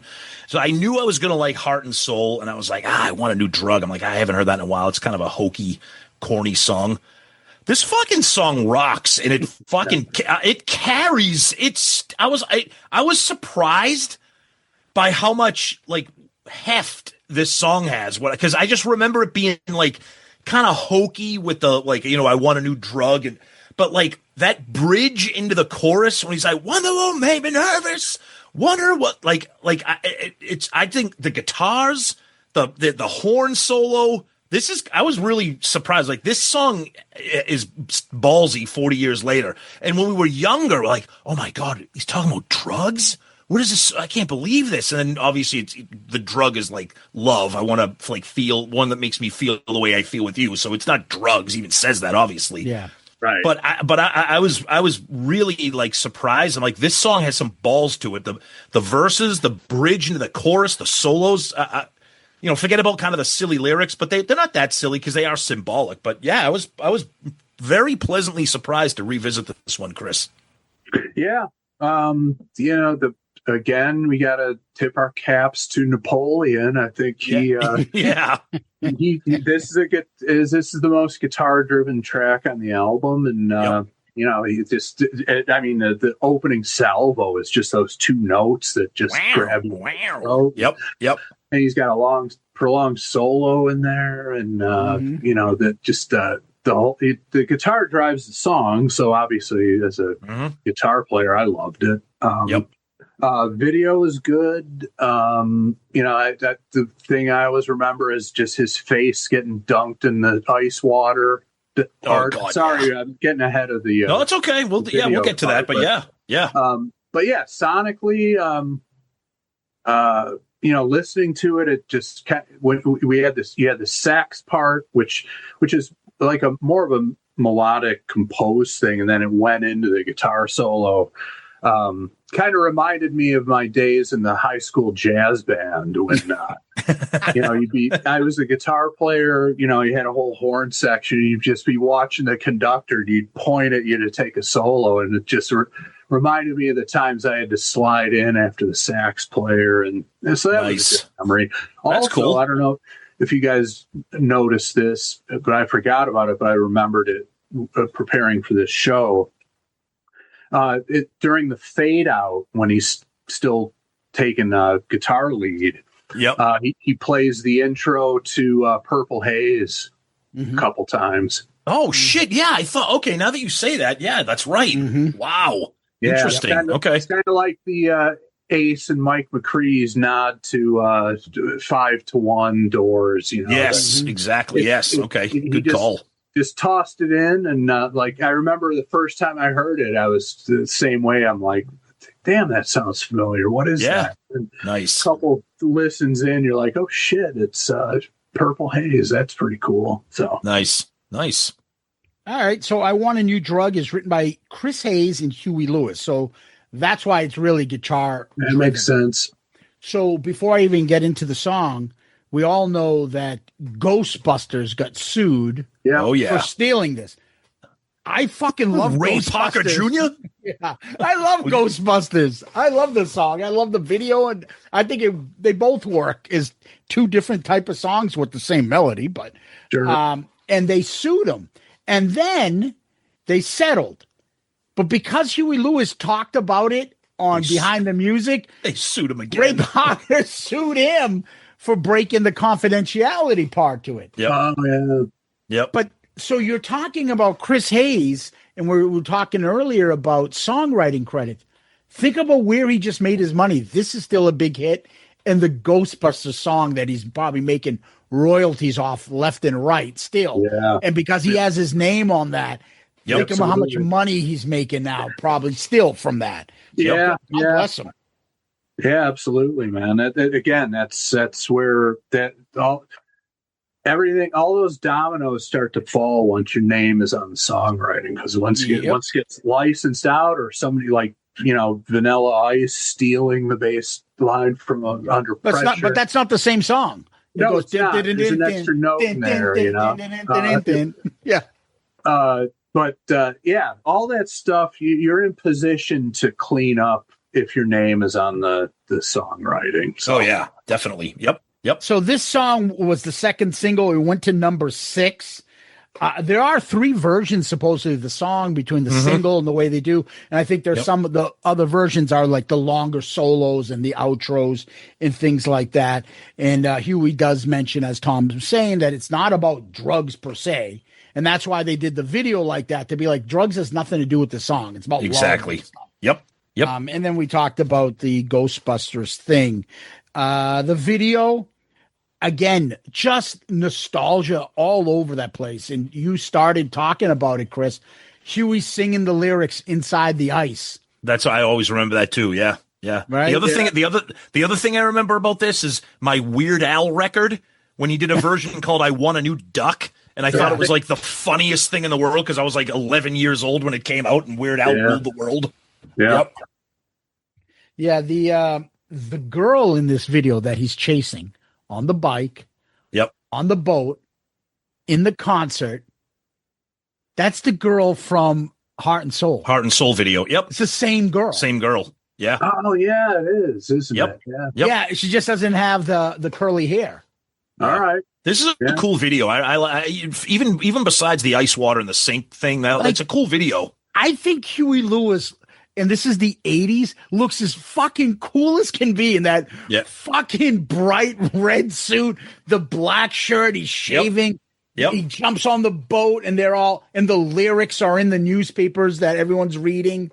And he sees the chick on the boat going by and it just matches the music. And same thing when he sees her on the bike.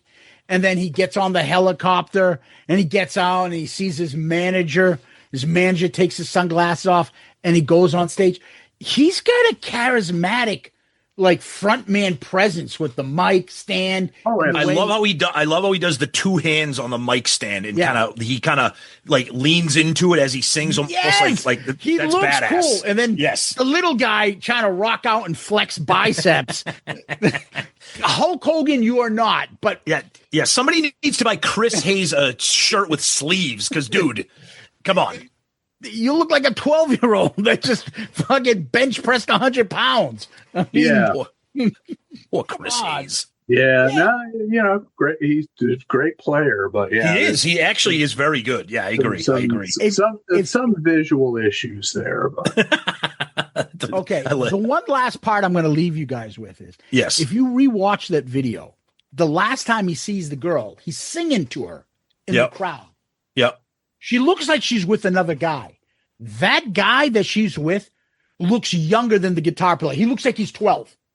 Why is she next to that guy, the little kid?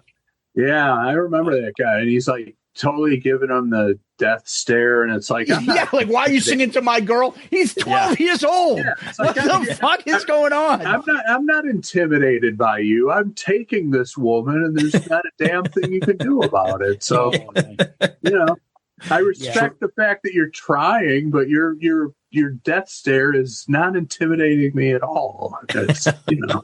The last I'll leave you with is, you know, remember the cuts? They'd always cut to the drummer hitting the two fucking like he's like this, wondering what to do, and they'd show him hitting the drums every time. They'd constantly cut to him as though he's like fucking John Bonham back there. Like, come on, dude, you got fucking white tube socks up to your knees and white shorts. Yeah. Like, that's not a good look. They got to do that. They got to make him look good, or at least try to. Yeah.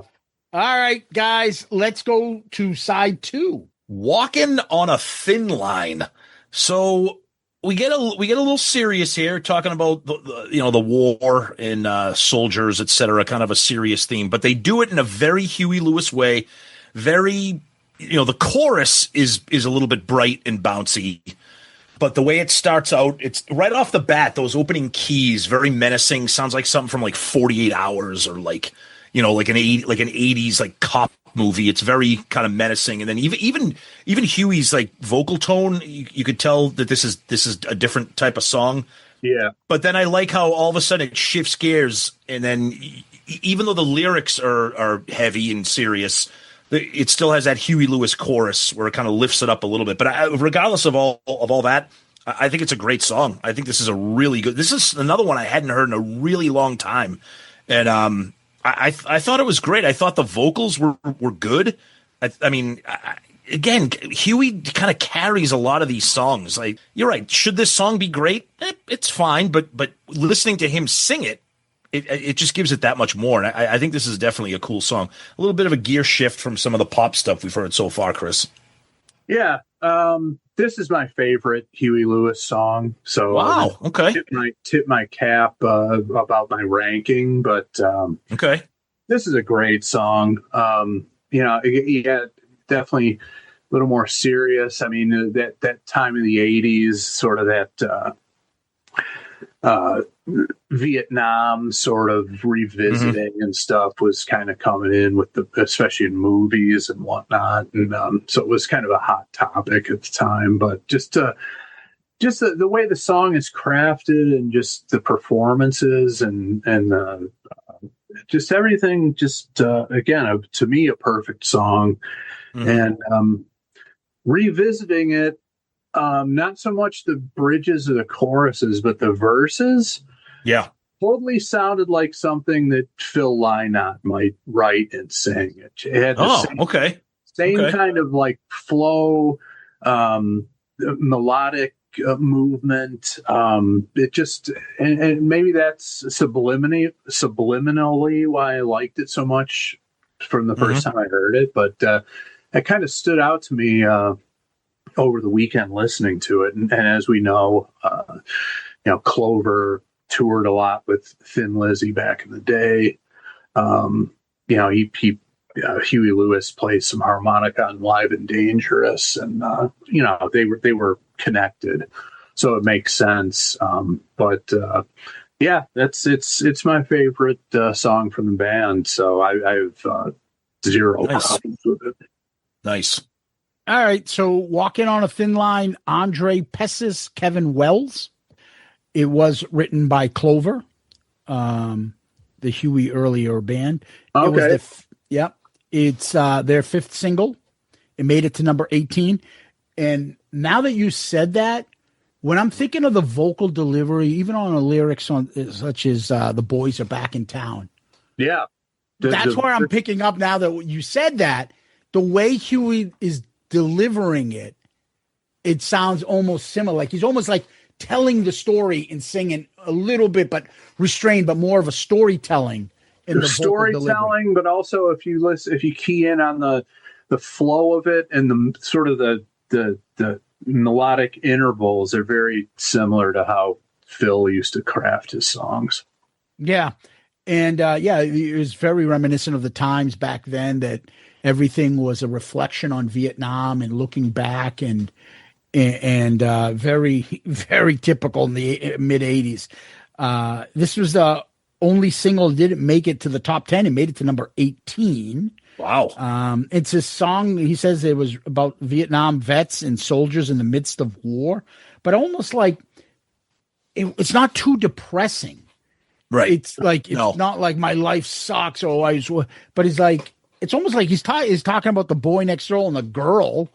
Is this what am I fighting for and stuff like that? And it's interesting, but the fucking song and the melody, is that what I'm fighting for? Oh, yeah. June. And then walking on a thin, that fucking rocks. It is so catchy that I can't explain it. And you want to know why we're doing this album right now? Because I found this on a late night shuffle. It came up and I forgot how great this song was. And I was like, please tell me it's on sports. Please tell me it's on sports. Because I didn't want to do 4.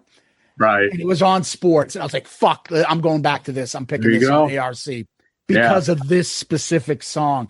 I think it's a forgotten great song in the mid 80s. Absolutely. I love it. The video is a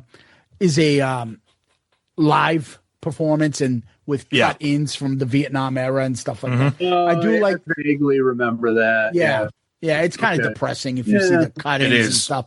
Yeah, but it's not your typical Huey Lewis video. Yeah, I like the gunshot part in the second verse. Yeah. Especially with nice little production. Tweak there. Yeah. Anyways, great way to start off side 2. Yeah. Let's go to the next one. Finally found a home. So again, I've never owned this album, so I had never heard this song. And what a revelation. It shows you how good and popular this album, that this was not a single, that this was not a hit, that this, I don't know where this is going to rank. Well, maybe I do. This song is fucking, like, this is amazing how great this song, first of all, the very beginning, the beginning of the first, like, 20 seconds of the song sound like a hair metal song. You got the acoustic. You got Nobody's Fool, Cinderella, the beginning. You got the acoustic strumming, then you got that like that, the drums and like a power chord, and then it builds, and then it's like I can't found in tears. Home. And then this is a kick-ass song, and I think it just speaks volumes about how great the album is. That this is like the definition of a deep cut. It's just it's just not really a song that people talk about. I think this song is really spectacular. Like, this caught me by surprise, Chris. I love this one. Yeah, I'm familiar with it. I think most of this stuff, like Walking on a Thin Line in this one, got a fair amount of play on Detroit rock radio. I played the crap out of this album. I played like everything.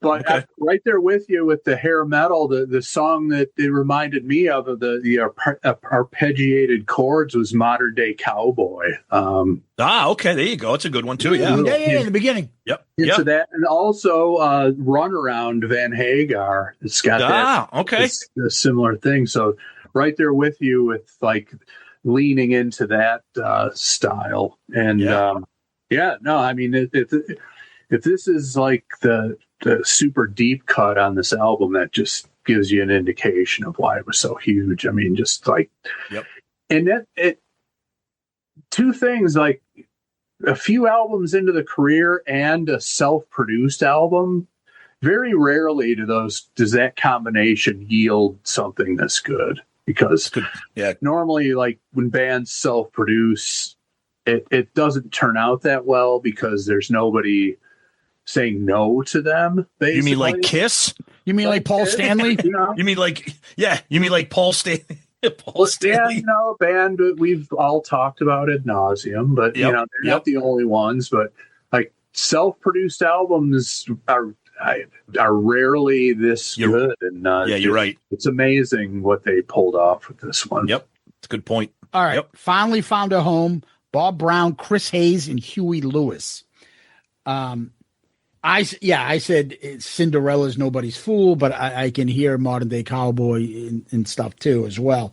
So I wrote this down, and tell me if this applies. I'm like, this is the first song that I was unfamiliar with it. And then I'm like, but am I? It sounds like exactly a song that I could have pictured that Huey Lewis had on the radio and was a top 10 hit. Yep. Like, I'm not unfamiliar with it because this is like cookie cutter Huey Lewis shit, and it just fucking works. That's you can't explain it. Like, they know what they're doing. They had a formula, and it fucking works. Catchy choruses, melodic lyrics, good musicianship, Huey Lewis's vocals. Like, don't get away from that shit. It fucking works. And I didn't know this song either. Yeah. But it's got that all the right pieces that went into the recipe of made this band successful. Absolutely. And it's just a generic one. It's just, okay, Finally Found Home. That's a good one. Yep. You're like, yeah, they're all fucking good. Great song. So like, and what's sad is, like, there are so many other bar bands and other bands out there in history that probably could have done something like this that just never got that break. Yeah. That baseball player who never, when he got called up, just, for some reason, he went, 0 for 3. And then the other ball player got healthy again. He went back to the minors. But if he ever really got a shot like other players, he could have been a great professional player. A lot of bands don't find it. We found Huey Lewis, like, they made it through, but they easily could have been just a forgotten San Francisco bar band. Oh, totally. Yeah, of course. Yep. And we're lucky we found it, and this formula works. And it's good that, from what I understand, this band and him are good people. Yes, exactly. You never heard worked out. Yeah. Yep. The one thing I will say too is I actually like those Dan Rather interviews. I saw a clip of him. Did you see the one with him and Huey Lewis? Yeah. He said when he was writing Sports that they wrote every fucking song, like every song could be their single. To be a single. Yep. Exactly. With the exception of the cover at the end. Right. It makes perfect sense. If they switched these songs around, I could see them being the album being just as popular. Oh yeah, they could have all been singles. Well, that was the Thriller formula. Yep. Quincy Jones, like, every song is going to be a single, or at least has the potential to it. There's no, there's filler. No filler. No, we're putting 100% into everything. Yep. Yeah. The same thing with, Ezrin did with Music from the Elder. Exactly. Yeah. Right. Exactly. Yeah. So true. Exactly right. All right. Let's go to another hit. If This Is It. Yeah. Never liked this song. I just think this is a terrible song. I think and it's really sad. It represents the era. It represents MTV because the video is very popular for good reasons, as we'll get into. This is just another, Chris mentioned it. This is kind of like when Billy Joel does The Longest Time. It's more doo-wop. I respect your ability to do that. It's undeniably hooky and catchy, but I think the verses are just syrupy. The chorus is just corny. Who am I to critique Huey Lewis in the news? But that's what we do here. It's not a song I want to hear. And even listening to it again, I was like, this song still is not good. Sorry, Chris. It's just not good. No, I rank this significantly lower than Bad is Bad. Okay. In fact, I just revisiting the album for the show. I didn't even listen to the whole thing. I listened to maybe 20 seconds. I'm like, I don't ever need to hear this again. It's just not my bag, Hey, pop hit, Hey, yeah, release it, rake in the money, do it, But I would never listen to this song all the way through ever again. If it came up on shuffle, I would switch off it immediately. It's just not my thing. And like you said, the talent's on display, all of that, we get it, but just, it's not my thing. No. With you on that. Nope. Okay. So I'll show you my notes. This is the line for the song. This is the lines for the video. Oh, Jesus Christ. Right? So this is a better video than it is song. 100%. When the video comes on, I never turn it off. Yeah, the video watch it all the way through. And Yeah. that makes me kind of enjoy the song. When I'm listening to it in the car, I'm like, okay. but I still like his voice. And Yes. I still can go. This isn't my go-to on this album, but this was always one of those like, if this is it, it's like Stuck on You on the next album. Yeah. The video is good because that girl's a smoke show. Yes. But it's kind of like, I think that was the song that Corolla was bitching about Huey Lewis, that Stuck on You is the stupidest song he's ever heard. And he was bitching about that. That girl in that video is Pierce Bronson's wife. Oh, And she was a smoke show. And she's probably due about a deuce 50 now. oh, And nice. I see now they're always talking about like what a classy guy he is because he never dumped his wife and his wife is hefty now. And they're like, oh, she used to be a model and stuff. She was in Huey Lewis videos. I'm like, the fuck was she? It was her from that Stuck on You video. But Stuck anyway, with You video. That song's terrible. Yeah. Stuck on You, Stuck with You, whatever. Stuck on You is Lionel Richie. Stuck on You. Is that what the Lionel Richie head? Got a feeling down deep in my soul. And that's. Yes, Yeah, I'm that's all. it. Is that the Commodores or Lionel Richie? I don't know who it is. I don't think the Commodores would have. Is that the Lionel Richie head stat video? No. That's Hello. The head statue is from the Hello video. Yes. Yes. it is. Hello. With the deaf chick or the blind chick, whatever she is. Yeah. Yeah. I don't know how we got into Lionel Richie. He should have taken that fucking clay thing of his head and be like, bitch, what the fuck is this? Hey, kind of looked like him, though. It. Kind of looked like him. Yeah, it wasn't terrible considering. Oh, Jesus. Considering that she was fondling his face as she tried to make it because she was like blind. a fucking the poor thing. Cro-Magnon man. All right, get back on track. Or the John Whiteman photo he sent us, Tom. Yeah. Exactly. All right. So if this is it, written by Johnny Coolballs Colla and Huey Lewis. So another guy that gets a writing credit on a hit. It was the On a fourth huge single. hit. A huge hit. This song went to number 6. I think 3 of them went to 6. 1 went to 8, and then the other one was 18. Chicks dig the ballad. Yeah, old school doo-wop. Yep. It's okay. We talked about the song. So let's go to the video. So it starts with them listening to like a lot of videos did in the day. They play a different song from the band as an intro to the band, and it's playing I Want You Drug. And this video, I think more than any of these stood out to me. I remembered probably for the worst of the songs that had videos. But like there's so many nostalgia parts to this. The fat family trying to find a space at the beach. Mm-hmm. The little guy making out with 2 chicks. Yep. The fucking Johnny Coolballs coming in on windsurfing with clothes. The fucking Oh yeah. What was the bass guy doing again? What was he doing in this video? Was he like- Yeah. Oh man, I can't remember. I don't remember. I don't know. Hugh is all in red, of course. And he's wandering the beach again, stalking women. Yeah, exactly. Again, he's What the stalking fuck? chicks there. It's like To Catch a Predator or he's- something. The bassist is in all like goth clothes with the chick with the snake. Oh, yeah. That's right. Yep, right? Yep. Sitting Yep. down. That's Yep. what he was doing. Yep. And then Yeah, he's yeah. calling the little girl. The little sister says he's not home. And then Yep. she shows up at the beach with Beverly D'Angelo, the mom, Mrs. Griswold. Oh, That's what yeah. that fucking chick looked like.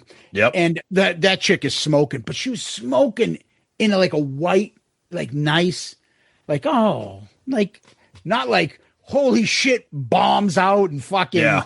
ass thong. Like she looked great in that. And she has guys all over him. And then Huey Lewis gets all fed up and he grabs her and he pulls her aside and starts angrily fighting with her.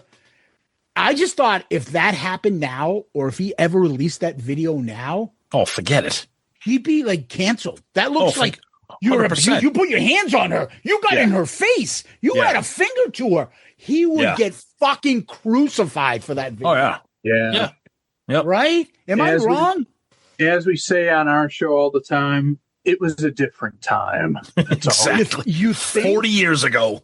Yep. And think about how innocent. You never even thought about anything like violence or domestic abuse or Never. anything like that. You just thought he's like trying to tell his chick, "What are you doing to me? Like, come Yeah. back."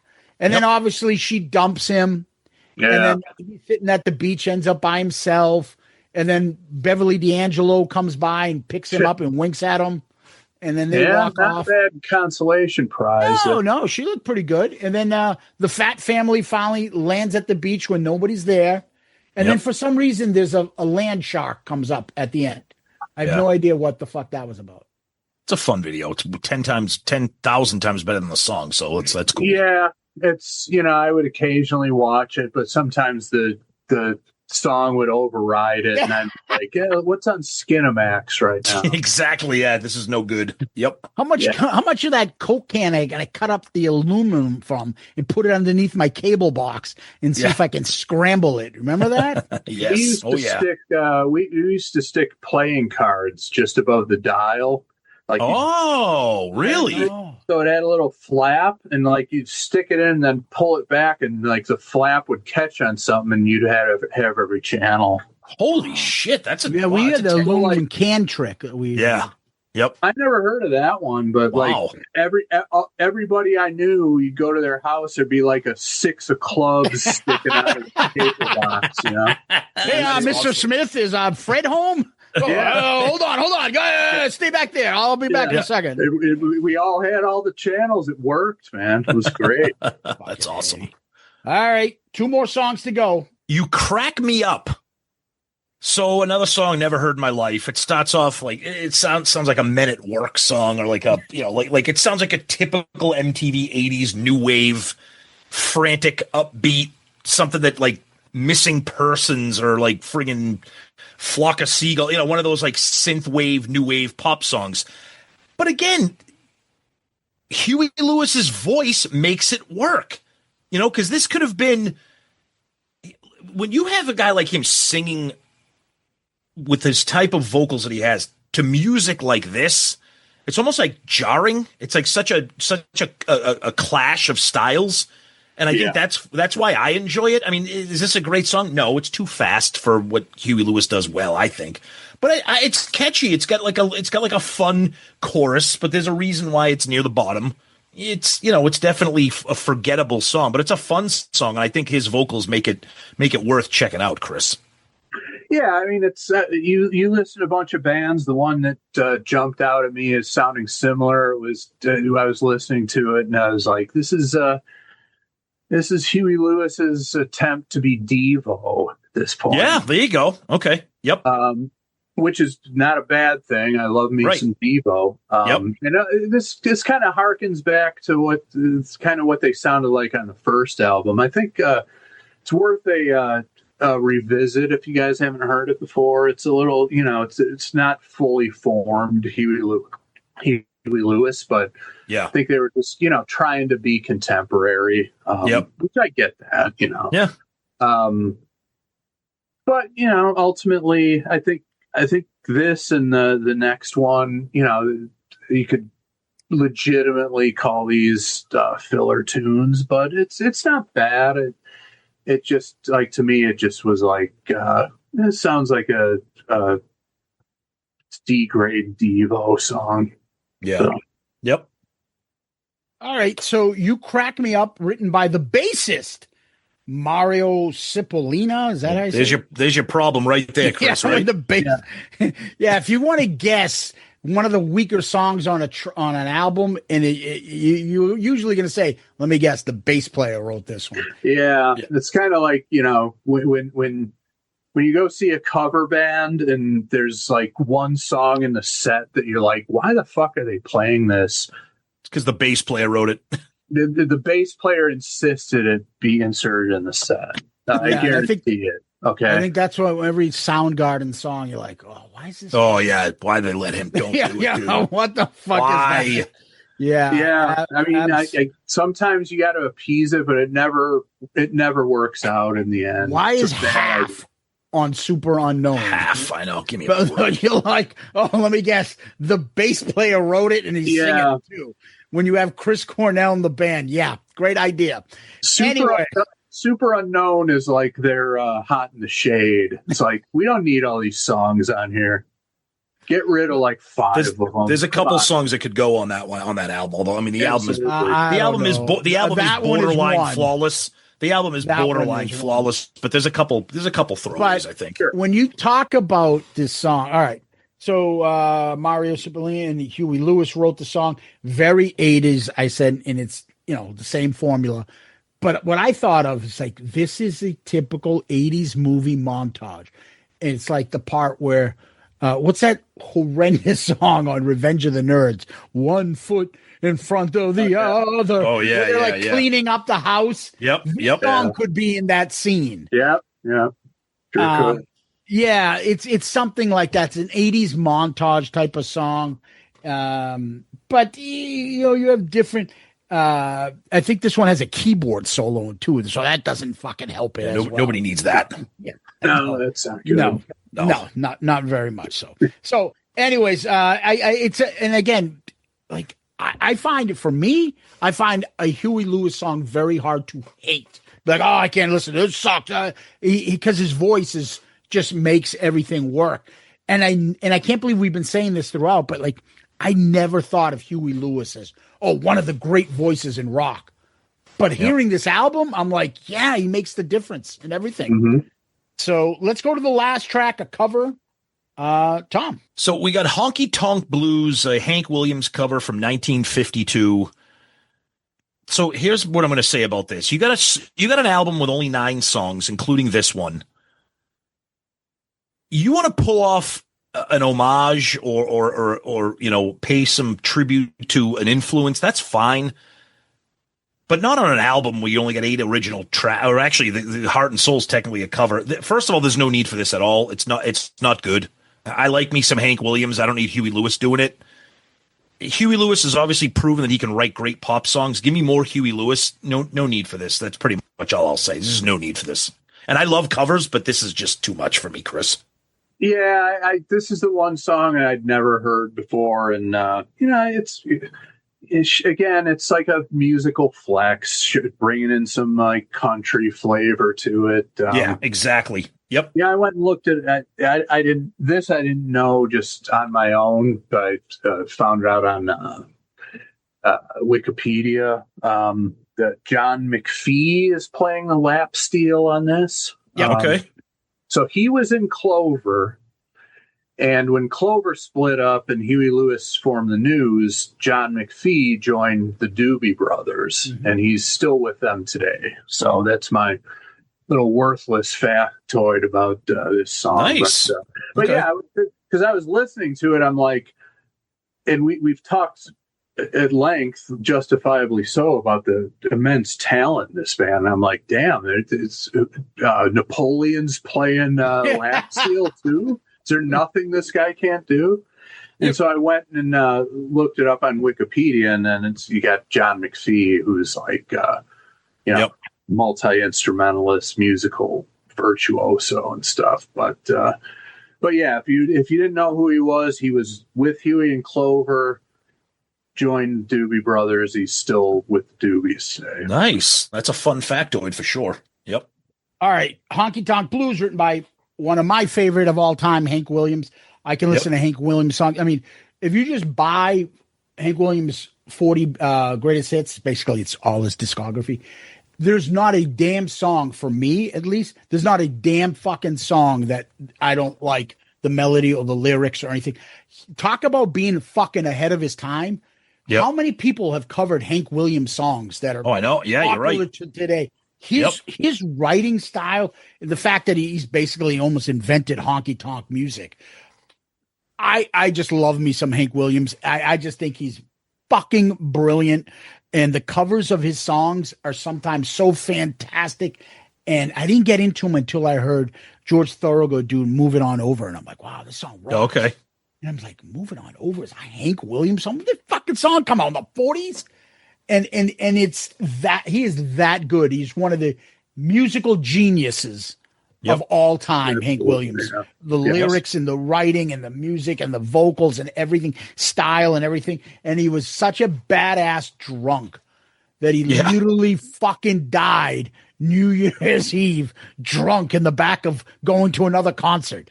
If that's not a rock star, I don't know what it is. He was like the biggest fall down alcoholic there was. So anyways, I love the song. I've known this song for years. I've never heard this version.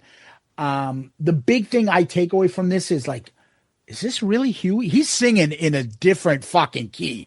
This does not sound like Huey Lewis. I actually was looking up.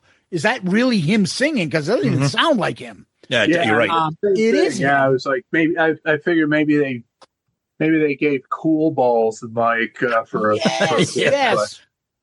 Yeah, I guess no, that's him. Yeah, it is. Again, great Hank Williams song. Did they give it justice? I don't think it. I think it just goes back to their bar band roots. They probably played covers of this song many times, and people loved it at the bar. And they're like, we need to come up with another song. Let's throw fucking show some muscle and show our background that we have some, not just R&B and doo-wop and rock and roll. We'll put some country influence on this album. Yeah, I don't know. So plus, it's also it also could be, and obviously we don't know. This is just conjecture, but it could also be them being like, you know what, this song is loaded with 4 or 5 number 1 hits potentially.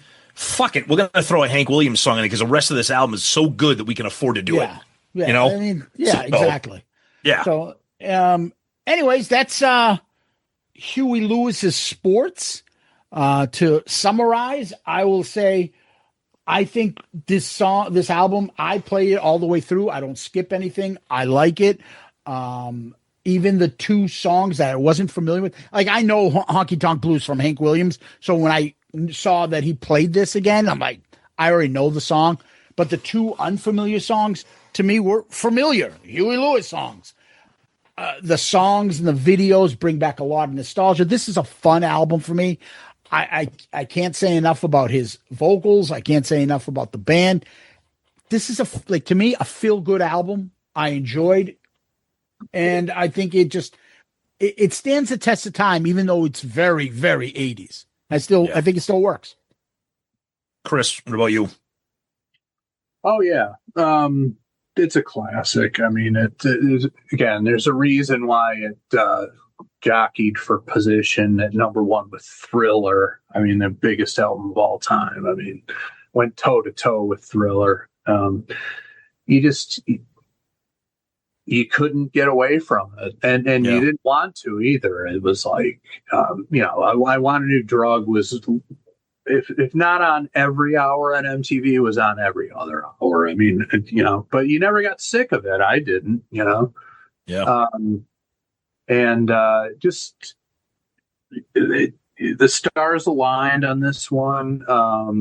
And like I said, it's pretty rare for like 3 albums in and a self-produced album to be this good, and they just nailed it. I think the album it's such a snapshot of an era that I wonder how other generations would feel about this. Like, for example, like my son just turned 22. He loves all different kinds of stuff. He loves Kiss, Metallica. We've been to those shows. He loves pop. He loves some modern country. He loves hip hop. I don't know if I put on Huey Lewis, would he like it? I don't know. I think for us, I'm not denying the talent of the band and the quality of these songs, but I think, and we've said this many times before, how important nostalgia is. I think that carries a ton of weight with an album like Huey Lewis and the News Sports. Maybe that sounds like I'm kind of minimizing how good it is, but it's a good album. But when I look at other albums that are like 7 times platinum or like knocking Thriller off the list, I think Sports was like lightning in a bottle. A talented band, but MTV was just taken over.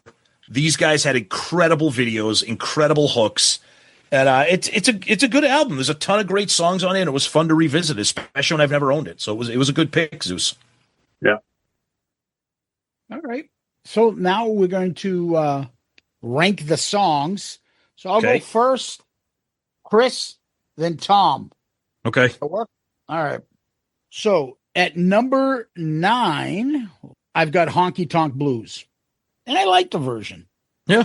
At number 9, yep, is same Honky Tonk Blues. I'd never heard it before. I mean, it was okay, but see, this is the kind of thing where like the stuff that's low on the list, it doesn't mean that necessarily that we didn't like it. It's just there's so much good stuff on here. It's like when people ask me to rank Zeppelin albums, and if they find out that Zeppelin 4 is in my bottom 3, they're like, "Are you insane?" Like me, I said the same thing. I'm like, "Yeah, but it's still Zeppelin." Yeah, right. It's like, look, we have to rank it. I don't dislike it, but something's got to be at the bottom. We say the same thing all the time, Chris. Yeah, I have that same thing at number 9. We all have the same. So, Zeus, what do you got at 8? So at 8, I have You Crack Me Up. Okay. I've got If This Is It. Yeah. Me too. That's my number 8. Yeah, it's just not. It's just not good. Yeah, especially if you're not consuming the video along with it. It's just, I cannot imagine a scenario where I would ever listen to that song all the way through voluntarily. Yeah, exactly. Zeus, what do you got? 7. 7. Finally Found a Home. I've got You Crack Me Up at 7. Me too. So far, me and Chris are 3 for 3. All right. 6. I have If This Is It. 6. I've got The Heart of Rock and Roll. Okay, 6. I have Bad is Bad. Zeus. 5. Bad is Bad. 5. I also have Bad is Bad. Okay, and my 5 is The Heart of Rock and Roll. Zeus. 4. I Want a New Drug. Finally Found a Home. Okay, 4 for me is Walking on a Thin Line, and I love it, but it's a great song. So yeah. Zeus. 3. 3. Heart and Soul. I Want a New Drug for me. 3. Finally Found a Home. Oh, that's I really like that. I thought it was, and I think the fact that I had never heard it before, there was like no fatigue. It was a completely new listen. I just thought it was a cool song. Yeah, cool. Yeah. What do you got, Zeus, at 2? Heart of Rock and Roll. Wow. Okay. I got Heart and Soul's number 2. All right. I got Want a New Drug at 2. And Zeus, your number 1. Walking on a Thin Line. That's number 1 for me as well. Wow, that's interesting. Okay, yeah, I have Heart and Soul number 1. Wow, that's cool. You guys got the same. Wow, that doesn't happen. That doesn't happen. With an album full of hits. That's interesting that you guys got the same number 1. Great song. It's a great song. It's a late night on YouTube rabbit hole. I'm like, holy fuck, this song. I remembered this song. I was like, holy, it's so catchy. It's a good song. Level. It's next level. It's just like it could be. It has all the elements of a hit, but it also just has so many other ingredients that just take it over the top. Yeah, it's a good song. Yep. You know what I think about too about the song now that you just said that, Chris? I should have said it earlier, but it's very silent. You got that boom, boom, boom keyboard note sound, and it's his voice. Yes. And I just think his voice, it's very low and serious. Whiskey voice. It just resonates. And now that I think about that, I should have mentioned it earlier, but that's why I have it as number 1. But anyway, that's this. What we do next is actually this. All right. My favorite part, I get to ask Tom, what makes you rock hard? Well, I mean, besides Huey Lewis and the News, this was easy. The Odyssey. I'm a certified card-carrying Christopher Nolan tard, and going into this, my hopes were high, and my hopes were blown away like I can't remember. My son and I saw it in IMAX, a 3-hour movie that literally had me like breathless and emotional all at the same time. Just 3 hours of pure movie going, just mesmerizing magic. My favorite Nolan movie is I usually lean towards Interstellar. I love Memento. I love Oppenheimer. I know it's recency bias, but I mean, maybe it'll probably end up being the Odyssey, but all the hype this movie got, fucking an absolute spectacle that is just I can't love it enough. So that's what made me super rock hard. Chris, what about you? I gotta say, I'm I'm going to be 60 later this year. So for something to get me rock hard, it's got to be something significant. Okay, Yeah. what do you got? The answer to that question is getting my fucking electricity turned back on. Okay. There you go, man. Hey, storm recovery for Chris L. Guys, the power was out for 8 fucking days. Okay. That is nuts, man. I was, no laundry, no TV, no internet, no air conditioning, and mayhem everywhere. It's like, now that it's behind me, it's almost seems like it didn't actually happen, but I look outside my window and I'm reminded it did. But rock hard for sure with my electricity, my internet connection, and my Uverse TV all back. I couldn't be happier. And, good to hear. Stuff you just take for granted, like anything you take for granted, it doesn't matter what it is. When you lose it, it really disrupts your life, and I'm just glad to be somewhat back to normal back here. So 4 years ago, Chris, I've never had to use it, but the piece of my 4 years ago, I had a Generac generator put into my house. So because I live in southern New Hampshire, right on the border, I live in the snow belt. We get brutal storms, but the problem with where I live is we get a ton of ice and a ton of heavy wet snow with power lines and trees coming out. We don't lose power like we used to since we've changed electrical suppliers. But I was like, you know what? I'm going to do this because every time we get a storm, that PTSD of losing power in the winter, it's even worse because then you have no heat, and they go your pipes and then forget it. So 8 days, I've never lost power for 8 days, but God bless, man. I'm glad you're back. Yeah, me too. And thanks for ushering me back into the podcast game. It's that's another part of my life that was like interrupted, and so it's good to be back. Yep. Good. Well, Zeus. So I like to first say, Tom, I haven't seen it yet. I will see it. We'll probably do an episode on it. Oh, yeah. Yep. And interesting enough, when you probably saw it, I was in one of the places that they probably talked about in the movie. You were. Yep. You were in Greece. Yep. So, one of the specific islands. That's all I'm saying. Yes. Yes. And Chris, what I'll add to yours is I never expected electricity to be something that would make somebody rock hard, but I completely understand. I've been there. Yeah. In 8 days in the summer. Ooh. God. Nightmare. Oh, God. Yep. All right. So because this is a feel-good album, that's how I would perceive this. Oh, yeah, definitely. I wanted to talk about a movie that it's always been on the back burner that I've like, I'll use this one of these days. Like, I'll take it off the bench. It's there in case I ever need it. And that's a feel-good movie that I absolutely love. And I think, Tom, you may have mentioned that you liked it too. And that's the movie Frequency. Has anybody ever seen that? Oh, dude. Fantastic, underrated movie that no one talks about. I love it. Fucking believable. If I love that movie it. Doesn't move you, I don't know what it does. Especially when you're talking about dads and sons. Yep. Oh, holy shit. So great the fucking movie starts Jim Caviezel before he went all fucking I'm Jesus and fucking whatever he's on now, selling Bibles and shit. Dennis Quaid.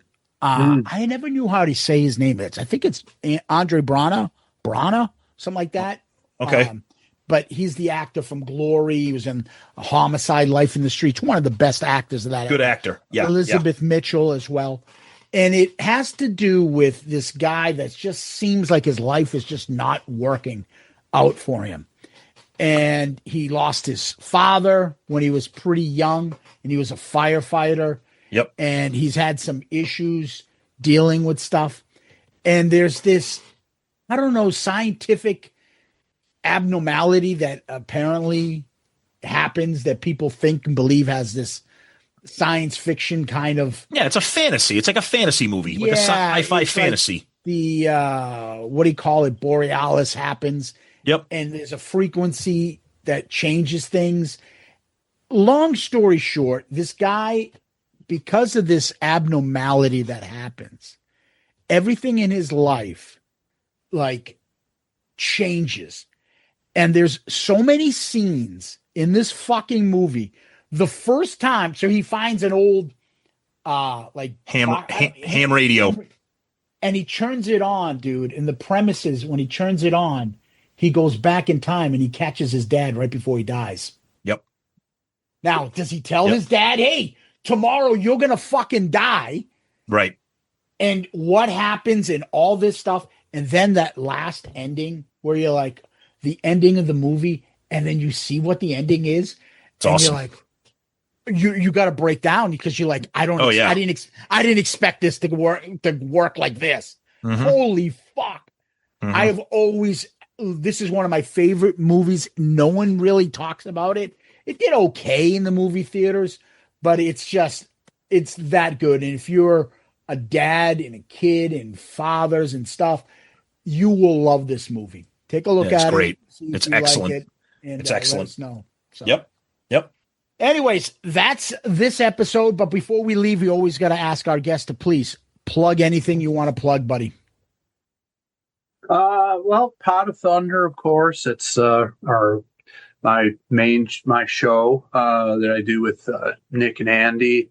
Mm-hmm. Been at it since 2013. Wow. Down Jesus. since for a couple weeks, but we'll be back. We're back up and running this week. Nice. And I also just want to say, something we've talked about recently on our show, but you got all this like the big four of grunge, the big four of thrash metal or whatever. Here's my big four of podcasts that aren't Talk Is Jericho. Okay. He doesn't need any more smoke blown up his butt by me, least of all. But it's Pot of Thunder, you guys, Dorm Damage, Shout Out Loudcast, a whole umbrella, your empire of podcasts all goes into that. The Deep Purple podcast, those guys are great. Did some great job. Blackmore was back on stage with the band, so they got a nice surge from that. Yep. And then In Obscuria, those guys that know more about music, they've forgotten more about music than I've ever known in my life. The stuff that they bring to light is amazing. So I just want to say, especially to those guys, but since you guys are on the line, that's the big four to me. Wow. Quality shows. It's an honor. Doing Thank you, right. Chris. And yeah, it's just so good to be back in the flow of like being a normal human being again. So, which up until 2 days ago, I was not. I was like fucking Tom Hanks and Castaway for a while. Well, thank you for the kind words, Chris. And I'll just throw right back at you that I have been on board with Pot of Thunder since day one. The chemistry that you guys have. I mean, and I remember how everybody was freaking out. What are you going to do when the Kiss catalog is over? You guys have gone to just the next level. Gone to the next level, having fun, just going to just every genre, everything, your themed months. You have September coming up soon for the month of September, right? Yeah. I also look forward to February and February every month. So yeah, you guys are great, and we're excited to have you on this time around. You'll definitely be back, and we'll have you back for a hard rock, heavy metal type of thing, and have some fun with that too. So yeah, Chris, whatever you guys decide, but this was great. You brought some nostalgia back and newfound appreciation for one of the great artists and bands in American rock history. So nice. Yeah. Well, he's Chris L, Pot of Thunder. If you're listening to us, you obviously know them and you're listening to them. So continue supporting those guys. Chris, we're very happy to have you here, and even happier to see that you're back on your feet and living back in civilization. So thank you, my friend. We will talk to you soon, and we can't wait to have you on again. All right. Thank you. Thanks, Chris. Tom, that was the great Chris L from the Pot of Thunder podcast. And now we're going to do what we do, and that is we're going to rank sports to the other albums that we've done. And we start with album cover rankings. Why don't you tell everybody your top 5? Okay, top 5 album covers. Number 5, Blizzard of Oz, Purple Rain, Boston, Master of Puppets, and Diary of a Madman. I have the handsome crew of the News and Huey Lewis at number 47. I have sports. You put him, he's more handsome than Rod Stewart? Well, it's got a pool table and Rod Stewart doesn't, so Okay. that's the Makes sense. tiebreaker for me, I guess. All right, Tom, for album covers, my top 5. Diary of a Madman, Appetite for Destruction, Blizzard of Oz, Hotel California, Elvis NBC TV Special. I am going to put this at, I'll put this at number 33. Okay. Under Permanent Waves and above Black Tiger. All right. So let's go to album itself. This ought to be interesting. Okay, album, my top 5 right now. Number 5, Dirt, Shout at the Devil, Purple Rain, Moving Pictures, and Master of Puppets. This album is very top-heavy, couple of bangers, but the rest of the album just, as Frank Costanza would say, this guy, it's not my kind of guy. Yeah, I'm putting this at 66, below OU 812. And above Turbo. I'm surprised. Actually, much lower than I thought you would have it. Yeah. But that's all right. I'm going to go with my top 5 list first is Blizzard of Oz, Automatic for the People, Nevermind, Hotel California, Elvis NBC TV Special. Where am I putting sports? I am going to put this at number 39. Wow. Above Vision Quest and below Dr. Feelgood. Okay. Good. Interesting It's got stuff so there. many great songs. I don't think there's any really bad songs on there, and nothing that I would, skip. I could play the album all the way through, and that's Okay.